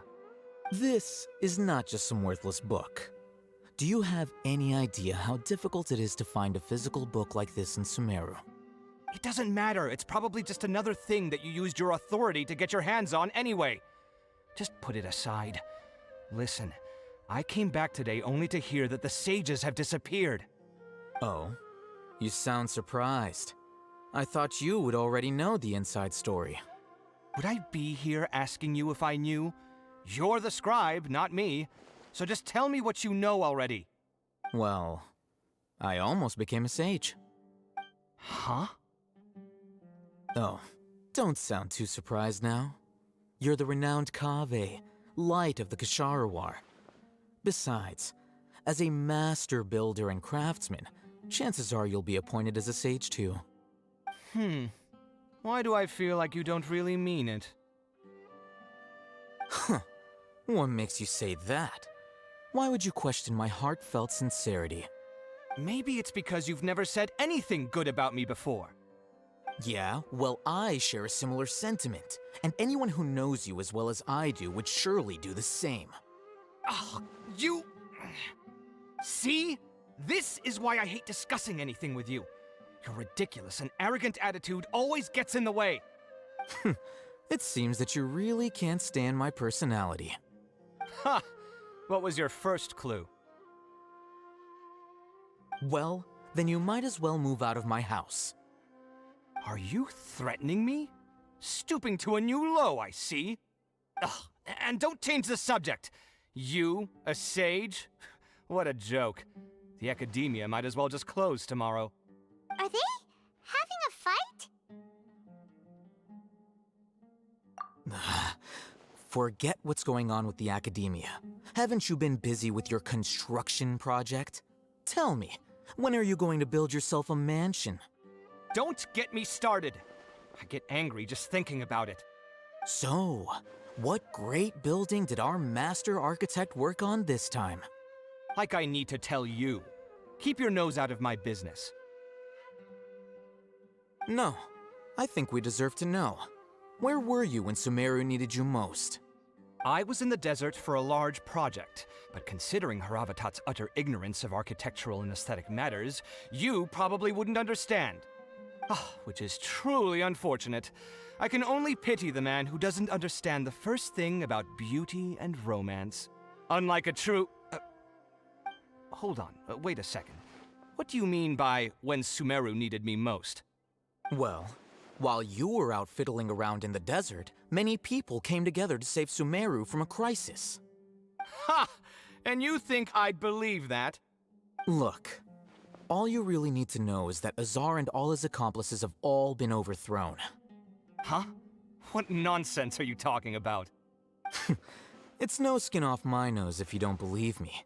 It's not like my Darshan was the one trying to apply for funding from the Grand Sage. Yours, though, on the other hand... You know what? I'll ask around. I'm sure someone knows what's going on here. You're dead if I find out you're lying to me.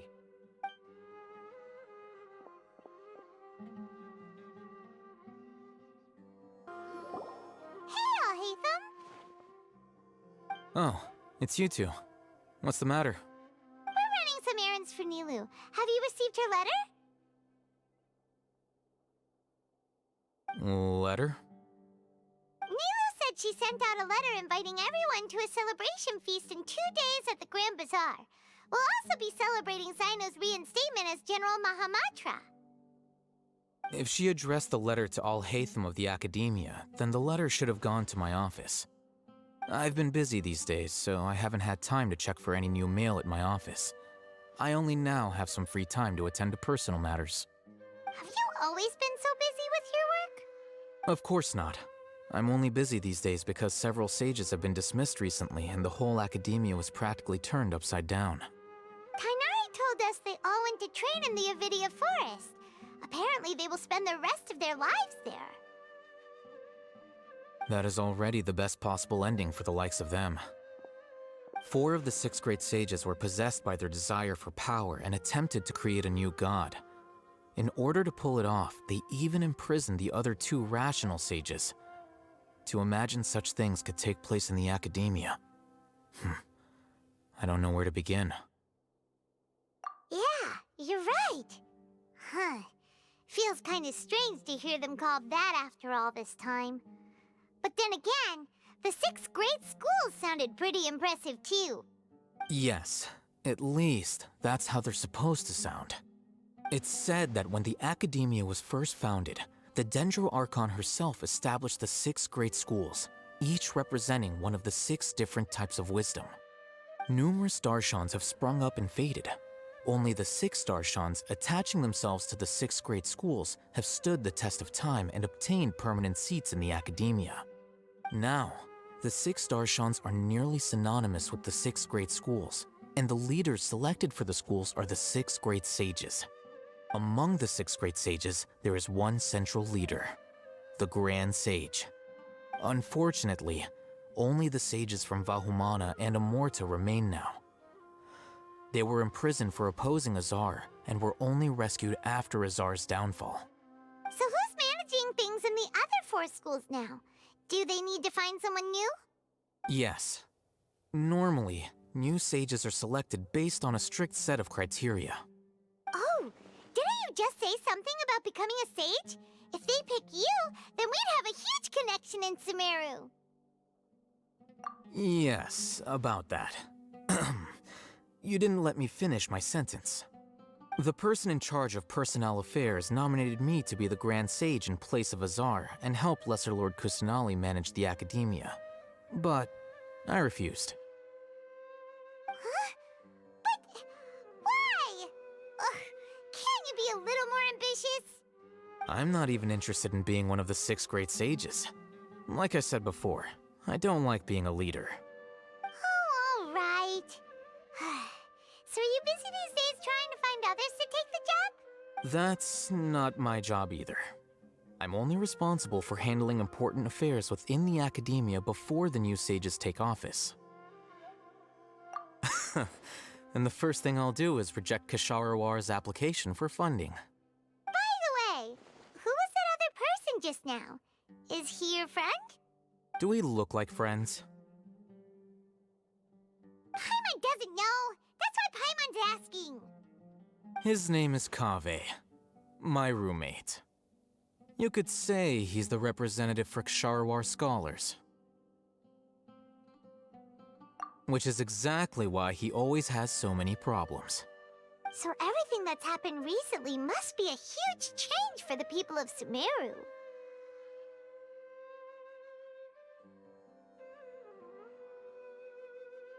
Such is the work of the Academia Scribe. Well, anyway, no matter how busy you are, since you are our planner, remember to attend the celebration feast in 2 days. All right, I'll see you there.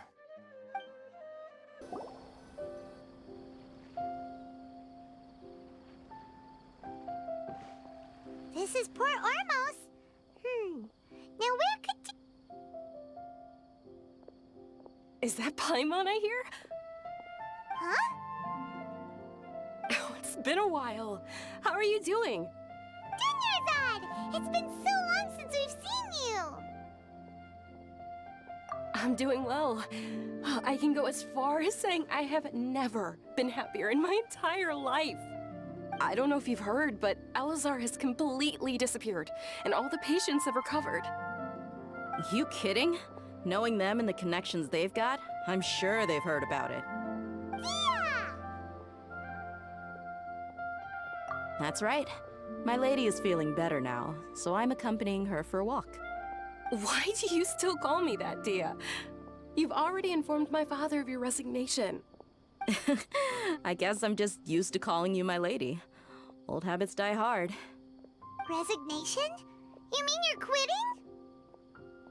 Yeah, I might start losing my edge if I keep being a bodyguard for the Homayanis. You know that my parents and I are fond of you, and that we appreciate you very much. It wouldn't be a problem if you wish to continue to be our bodyguard. I'm not a woman that's easily persuaded. You should know that by now, my lady. When I took this job, I had already decided that I'd quit as soon as you'd recovered.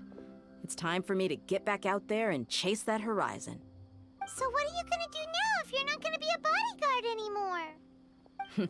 I want to take a risky job and put my body to the test again. Huh?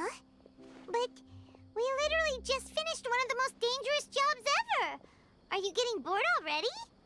I know. If I hadn't joined in that plan with you, I wouldn't have come up with this idea.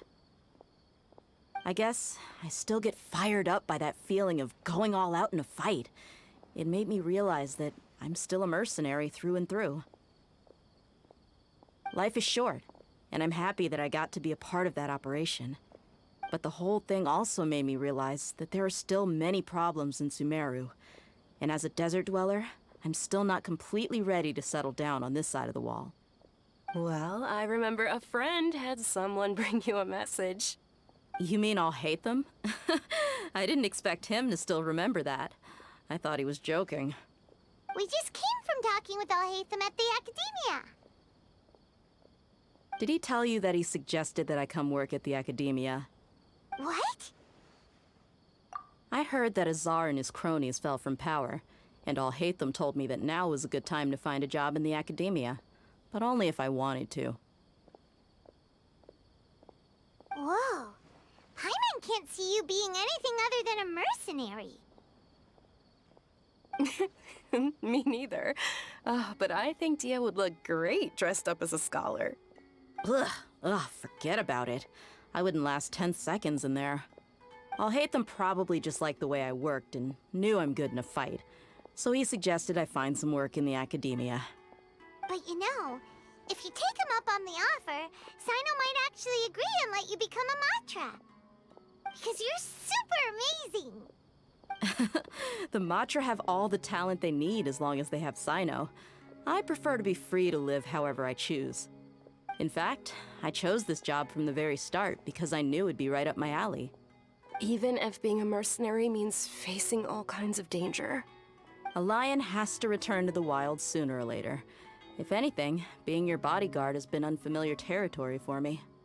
I don't want to see you go, but I'll respect your decision. I'm glad to hear you say that. Come on, no need for the sad face. It's not like we'll never meet again. Once the whole Dendro Archon thing is settled, everything in Sumeru will take a turn for the better. That makes me happy too. But a peaceful society will probably mean less demand for mercenaries like me. Before long, we'll be a dying breed. So I'd better get to work while I still can. Huh? But wait a second! You make it sound like you're leaving now! Well, no, not yet at least. I promised my lady I'd stick around until next week. So, have you been in Port Ormos this entire time? We were wondering if you had received a letter from Nilu. Oh, did Nilu write to us? She heard that you were seen in Port Ormos, so she sent the letter here. Huh. It was probably sent to the inn that we're staying at. My lady has been very energetic lately, and keeps taking me on hikes, staying out even into the night. By the time we get back, the receptionist is usually off napping on the job. Right, and we tend to leave quite early in the morning, so the old man on duty is also usually dozing off. So what it really sounds like is that the person on duty is always asleep. I bet the letter's at the reception desk. I'll go check later. No wonder there wasn't a reply. You never received the letter. Good thing Nilu asked us to come and check on that. Sorry to make you two come all the way out here. It must be something important for Nilu to specifically write to us like that. Yes, she said they were preparing a victory feast in the Grand Bazaar, and will also be celebrating Sino's reinstatement as General Mahamatra. She was hoping you could come. Great! I'll be sure to attend. Count me in too. But is there some sort of dress code or anything for the feast? Can I just show up looking like this? Since it's being organized by Nilu, I don't think she'll be too picky about that. If anything, I think she wants to see us as our most natural selves. All right, then this is how I'll show up. The feast will be held in 2 days, so don't forget. Sure. Thank you so much for letting us know. We'll see you there. Oh, by the way, do you happen to know where Sino and Raman are? The General Mahamatra always comes and goes without a trace. Normally no one knows his whereabouts. Oh. But last time we met, he mentioned that he had something to do in Aru village. You can try your luck there. As for Raman, Your guess is as good as mine. I only remember he said that he had something to discuss with Sino. You can ask Sino when you meet him.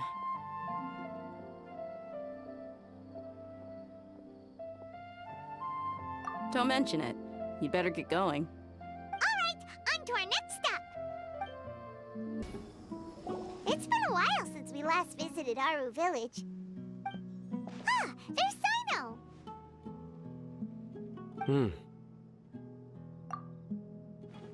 What brings you here? We recovered well, and Tanari agreed to let us leave, so now we're out and about again. It seems Gandharvaville's medical treatment is still as good as ever. Mm-hmm, and Tanari is recovering well, too. That's good to hear. Yeah, you're the one who brought us to him when we lost consciousness, right? Thanks for that. You're welcome. Tainari has excellent medical skills, and Kale is quite attentive. It was the best place for you. But why are you just standing here like a dead tree? I'm meeting some people. Oh, you mean Candace? I've already talked with Candace and the village chief. They're still at the usual place. You can go there if you'd like to see them. But you know one of the people I'm meeting as well. Oh, by King Deshret's blessing, my friend suddenly appears in the desert. Don't tell me you've run into trouble and need us to help now. Roman! And... huh? Sataria? Oh, you know me? Oh, well, you're pretty famous in the academia. Don't worry, these are our friends. No need to be so guarded. I see. I'm doing well. Many good things have happened recently. Same here. Really, I feel that my whole life has started to shine after suddenly finding a new direction. Oh, tell us everything. Yeah, you go ahead. Alright, well, I suppose I should start by saying I've decided to leave the academia. What? It's not that I've given up on being a scholar. Instead, you could say I've found a new identity. I will no longer pursue research like a typical scholar, but I have not completely given up on my relationship to knowledge either. I can see what you're saying now. What do you mean? I plan to leave the academia and return to teach here in the desert. Wow, so you want to become a teacher? Sataria will return to support education here and teach people from the desert. She can't teach everyone on her own, but there are many of us Eremites all over Sumeru. She came to discuss a collaboration with me and hoped that I could bring her ideas to the Eremites. Yes, it's my hope that the Eremites can help me select a group of smart people with the best aptitude for teaching. I'll teach them, and after they've finished learning from me, they can go educate more people. That is the true meaning of education and the spreading of knowledge. The people of King Deshret suffer from sandstorms, exile, and ignorance. Miss Ataria is more than welcome to come teach here. Her arrival is like a star shining in the desert night. The stars have always guided caravans, thieves, soldiers, and travelers who get lost in the night. They lead those in the dark out of trouble and back to safety. Oh, please. Where's all of this coming from? I'm starting to feel a little embarrassed. You deserve these compliments. Mercenaries are accustomed to danger and don't fear death, which is why we recognize extraordinary actions that common people would easily overlook. Sataria's idea will bring much good to many people. At first, I feared it was destined to fail. Everyone knows that the academia doesn't allow scholars to teach in the desert without permission. As you know, all knowledge is under their surveillance and control, and very few desert dwellers are as lucky as me. But what I heard at that time has been haunting my heart, as if there were lightning bolts constantly bombarding my soul. Sataria, you tread a treacherous path, and the longer you ignore it, the tighter the academia's grasp on you will become. Sataria, why haven't you gone home? Never forget that the desert that belongs to you lies elsewhere. Miss. These words sparked something in me, and I knew that I had to bring something back to my people after going home. I gathered up the courage to approach the Grand Sage, only to find that he was no longer at the Academia. Lord Sino told me that Azar didn't belong there anymore. Azar has received much-needed punishment. Though, if you ask me, it may have been too light. You probably have already heard. Lord Sino helped me obtain permission to leave the Academia for the desert, and accompanied me here to discuss collaboration with members of the Eremites. My plan was able to go smoothly thanks to him and Rahman. You're all doing so much for the desert. Aside from that, I also have some other business to discuss with Sino. Lesser Lord Kusanali has allocated many resources to support and develop the desert. I've done some business for her, and part of it required the assistance of the Eremites. I applied for a few batches of educational materials from the Academia, and sent them to several groups in the desert, as instructed by Lesser Lord Kusanali. I believe the people will make good use of them. That's exactly what the people here need. Physical books and other related items. If it weren't for Sino and Lesser Lord Kusanali, I'm afraid we'd never be able to get our hands on them. Apart from this, the Academia is also recruiting scholars that are willing to teach in the desert. I'll let you and Satarian know as soon as I have any more news. We must be persistent about this, and maintain these resources to ensure long-term effectiveness. This is the first time in hundreds of years we've had a glimmer of hope. I think this may be the turning point for the desert. Remember these words. Here lies our faithful priest, Kasala. His wisdom is a miracle among the people, deserving of high praise and admiration. I hope people with wisdom like that priest will rise again among the desert dwellers. Then we'll once again see the wisdom and glory that once shook the world. Enough about us. Are you here to discuss some business too? No, not at all. We're actually here on behalf of Nilu. Nilu wanted to write to everyone, but she wasn't sure where the letters should be sent, so she asked us to come find everyone personally. A celebration feast will be held in 2 days at the Grand Bazaar. She hopes that all of you will be able to attend. At the feast, we'll also be celebrating Sino's reinstatement as General Mahamatra. Although, judging from your appearance, it seems you've already been reinstated. Paimon thought you would only start working for the Academia after the feast. Celebration?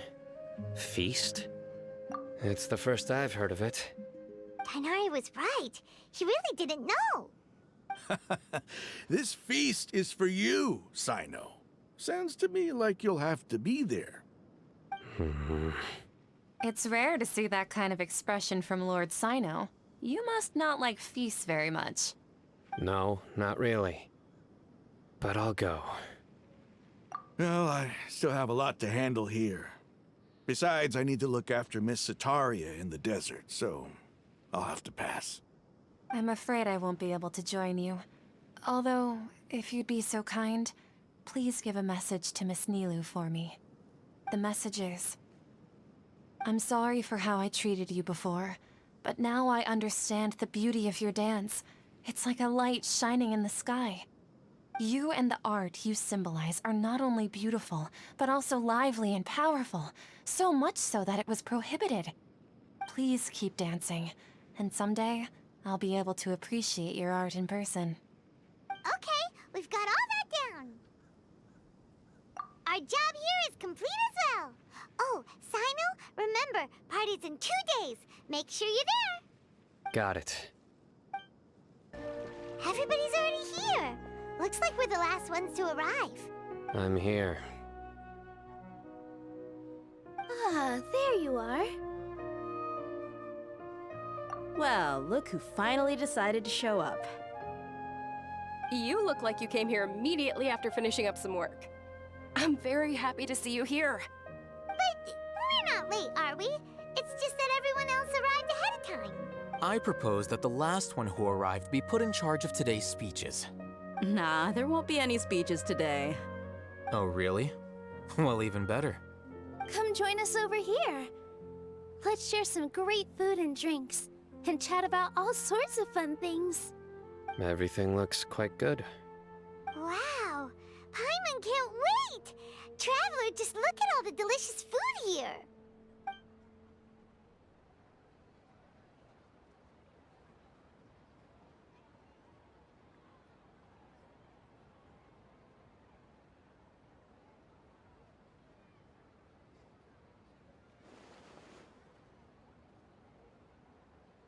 Whoa!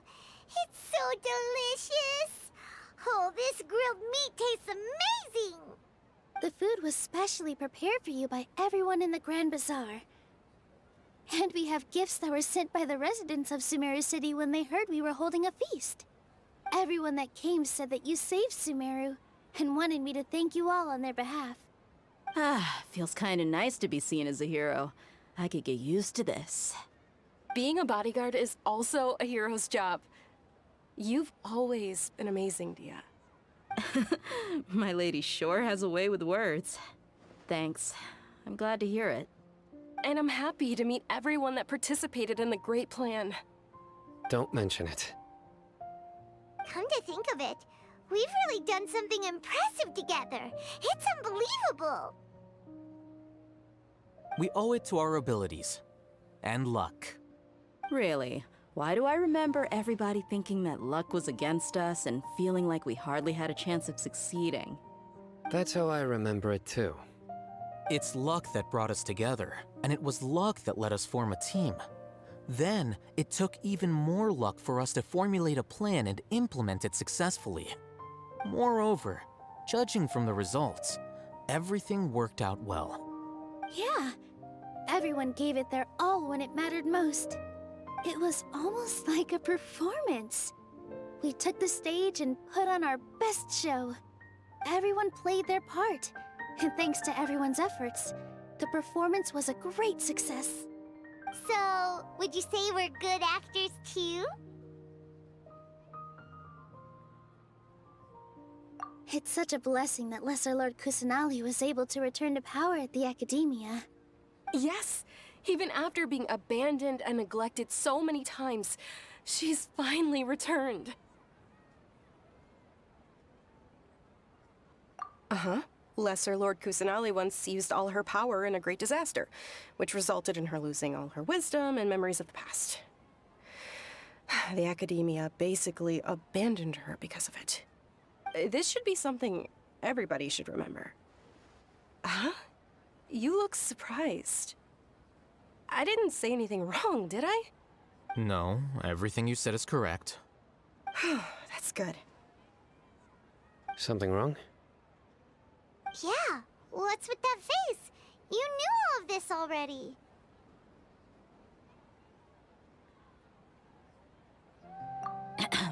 Even if those two giants of the Academia are here, I still have to say it. Those sages really have some nerve. 500 years ago, Lesser Lord Kusanali used all her power for the people of Sumeru, and what did they do in return?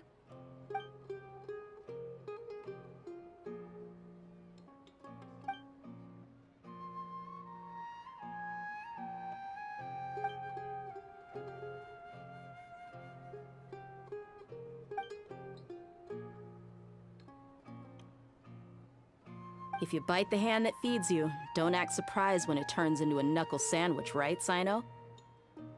Perhaps I shouldn't say this, but their treatment of Lesser Lord Kusanali calls for a more severe punishment. You could simply tell Lesser Lord Kusanali that you wish to have Azar and his accomplices severely punished. I respect our deity's decision, and won't interfere in any way. While we're on this topic, why didn't you accept the Academia's invitation to become the Grand Sage? Are you trying to say that I'm fit to be a sage? Not at all. But every person handling the selection process has said that you are the most suitable candidate to lead the Academia right now. Why? Because he dethroned Azar from power? Could you try to put it another way? This is a good thing, yet you're making it sound like I overthrew Azar for my own personal gain. But seriously, though, I always wondered if you had some personal motives behind it. I did have my own motive, but it had nothing to do with being a sage. If the rules of our nation were suddenly cast by the wayside, then it wouldn't be long until chaos ensued. I had no intention of letting their dreams disrupt my life. By that, you mean your life working as the Academia's scribe. Precisely. Wait, is that all? So, that's the only reason why you joined us and came up with all those plans?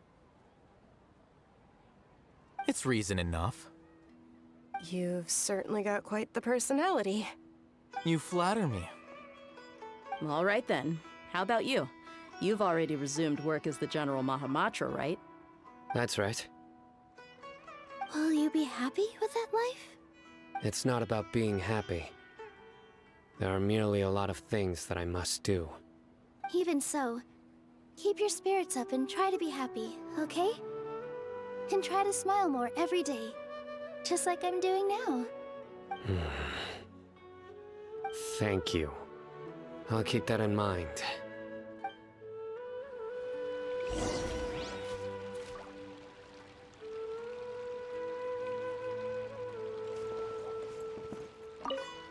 My lady, the grilled meat over there is delicious.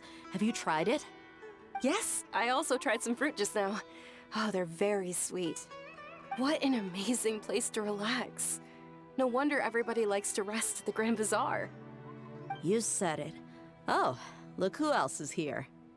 Hello! Oh, I'm so happy Nilu invited everybody. Oh, now I have the chance to meet all the heroes. Hey, less of that polite chit-chat and more eating and drinking. The feast is about having fun, not stuffy formalities.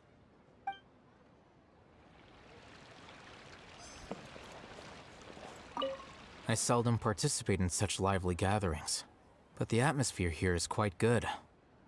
No, this gathering today has a unique meaning. The Grand Bazaar is lively because the people here feel happiness from the bottom of their hearts, unlike the farces at the Academia. That happiness is an emotion that'll be forever alien to those bookworms who have driven themselves insane by studying. I seem to have taken both keys when I left the house. Oh well.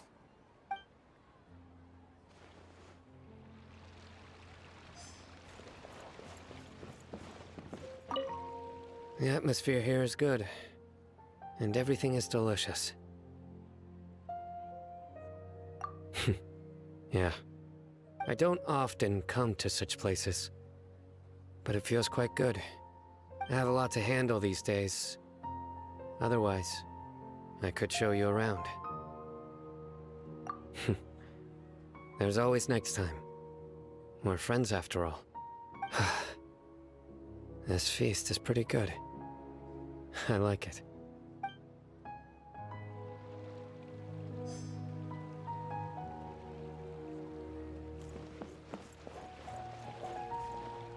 Ah, there you are, traveler. Well, how is it? Are you enjoying the feast today? If there's anything you're unhappy with, just let me know. I'll be sure to take note of it. That's good. It's the first time I've ever invited so many exceptional people to one place. I was a little nervous myself. You see, every guest here is quite extraordinary. It's unbelievable that we've got everyone together here. Almost like a fairy tale. Make sure you live it up tonight. I'll be happy as long as you're enjoying yourselves. I'm honored to have her think of me this way. If I have a chance in the future, I would really like to invite her to one of my performances. I can't explain why, but I just feel elated right now.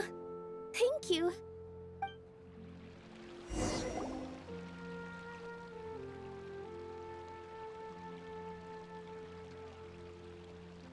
Hey, what's wrong? Your head is starting to droop.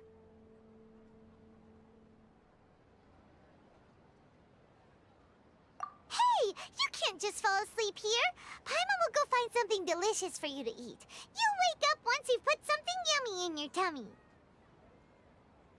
Of course, just wait here for Paimon.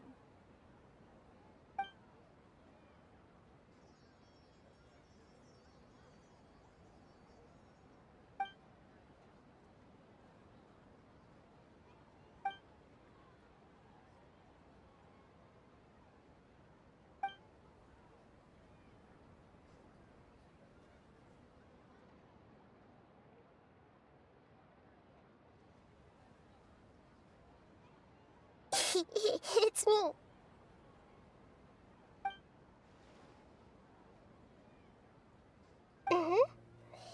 You may blame me for being a bit too self-indulgent. I was thinking about talking with you, and the next thing I knew, I had made a connection with you. The connection between us is amazing. It's like flora and the fence it grows upon.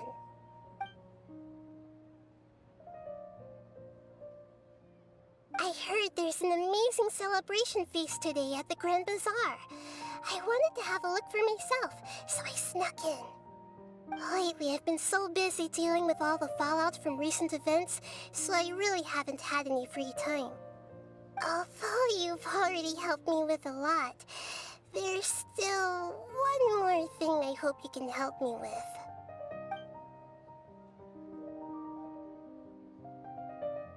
Please say thank you to everyone for me.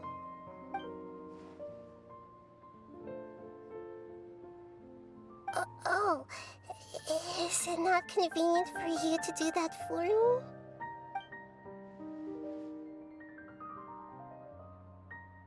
But if I just show up all of a sudden, people will become all quiet and stiff, won't they?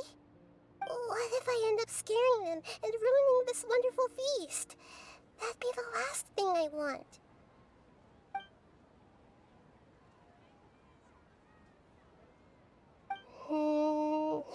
Let me think about it. Okay.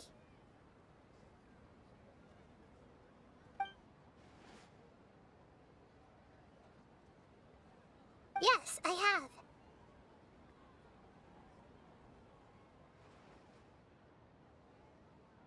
You said I should go thank everyone as myself, right? So... I've decided to borrow your body for the time being. Please don't blame me. The flora also climbs up to the fence to get closer to the sky.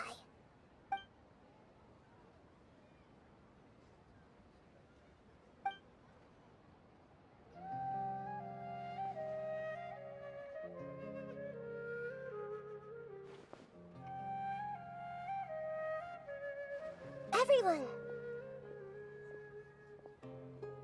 Are you awake now? Paimon was just about to bring you the food. It's me. Huh? That voice. Nahida? Hold up, what's going on? I didn't expect to have a conversation with the consciousness of Lesser Lord Kusanali in the Grand Bazaar. Interesting. Is this also a part of the feast? No, of course not. Are you... Lesser Lord Kusanali? Hello, Nilu. You know who I am? Yes, I already know every one of you. Nilu, Alhaitham, Sino, Dia, Paimon, and Dunyarzad.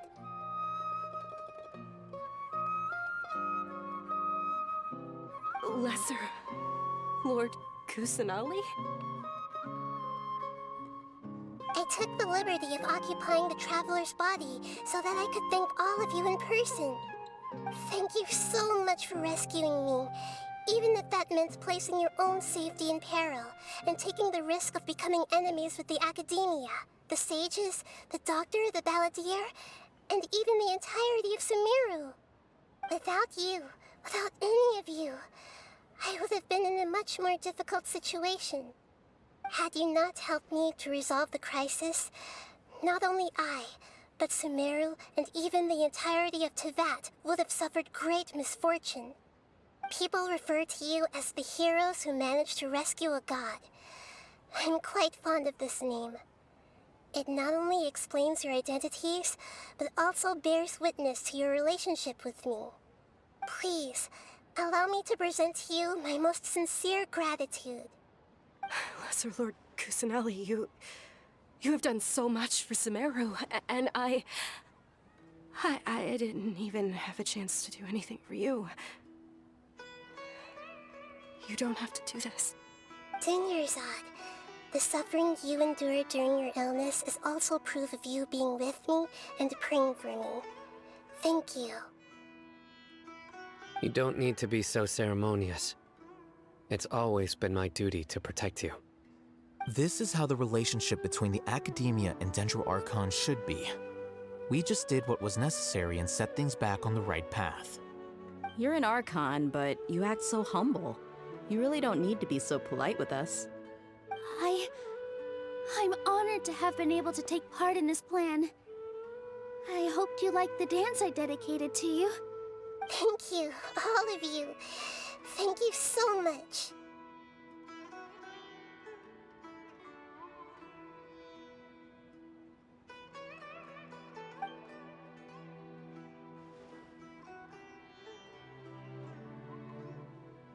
Yeah.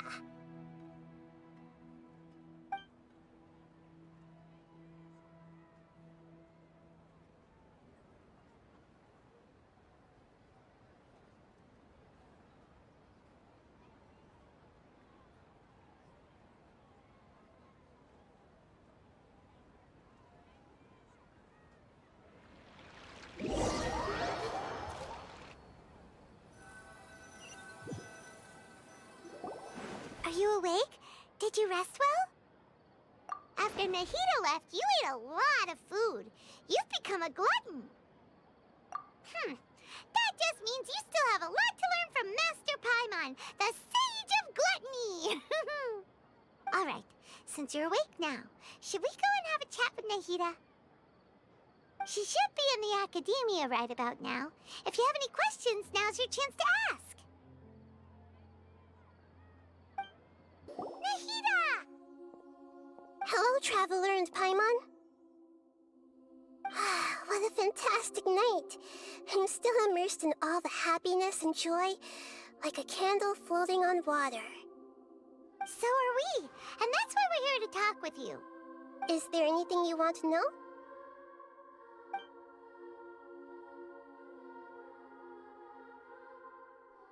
After recent events, the Akasha can no longer function as it used to. I've given it some thought, and have decided to shut it down permanently. But this is definitely not a bad thing. Even from the beginning, I've been planning to shut it down. The Akasha's centralized administration of knowledge has always restrained people's curiosity and curtailed the number of paths available to them. I don't think this is good for Sumeru.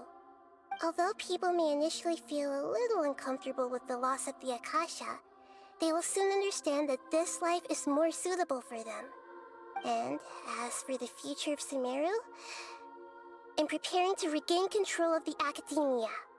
The former sages have received their punishment, but the new sages have yet to be selected.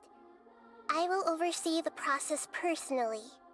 I hope that the new 6 great sages will be more focused on academics. Sumeru needs such leaders more than ever. The other big issue is the people of King Deshret.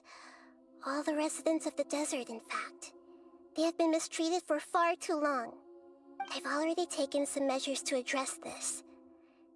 It will take some time to rebuild everything, but no matter if it's culture, friendship, or trust, we will rebuild it.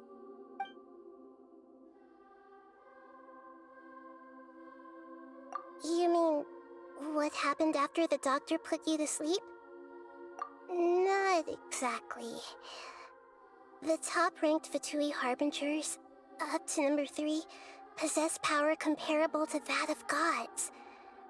I was no match for him in that kind of situation. However, in spite of the bad situation, I still managed to make a fair deal with the doctor. I'm sure you remember the entity that changed your fate, the Heavenly Principles.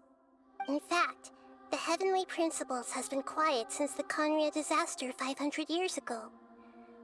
I used this point as leverage against the doctor. I told him that the Heavenly Principles may be awakened if I destroyed Enosis. Although it's just a bluff, he still fell for it.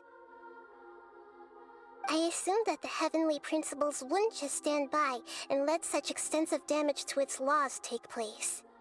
And as for what I exchanged for the Gnosis, the exchange served as both punishment for the doctor, as well as a boon of new knowledge that I couldn't refuse as the God of Wisdom.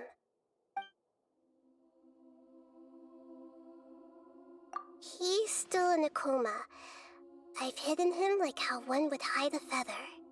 I know you have many misgivings about him, But as someone who had become a god, he has retained a number of very useful features. Don't worry, I'll keep an eye on him and make sure he doesn't do any evil. In addition, there are still some mysteries left in him. Some things may be very clear from my perspective, but he is still yet to understand them himself. His future will be determined by fate.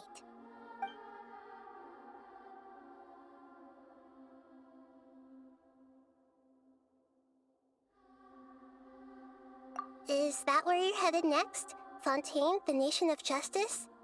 As far as I know, that nation operates in a judicial system. Does their Archon personally judge people? No, there's a Chief Justice in Fontaine. Generally speaking, the Hydra Archon, Focalor, won't preside over individual trials. However, even then, Focalor will still make herself present at just about every trial. It seems that she just likes to immerse herself in that sort of atmosphere. As Archon, she still reserves the right to influence the final verdict. Anyway, let's just say she's got, a very unique personality. Are you sure? Isn't there something else you haven't asked about yet? Huh? You mean... About your brother. While you were resting at Gandharvaville, I took some time to perform an Irminsul search for information on your brother. Yeah! Isn't Irminsul a repository for all the information and memories of Teyvat? So there shouldn't be anything on her or her brother. This is true in your case. Irminsul indeed does not have any information on you. However, there must be something different about your brother. Because, as it turns out, the world has recorded information on him after all. What? There's only one possible explanation. He belongs to this world.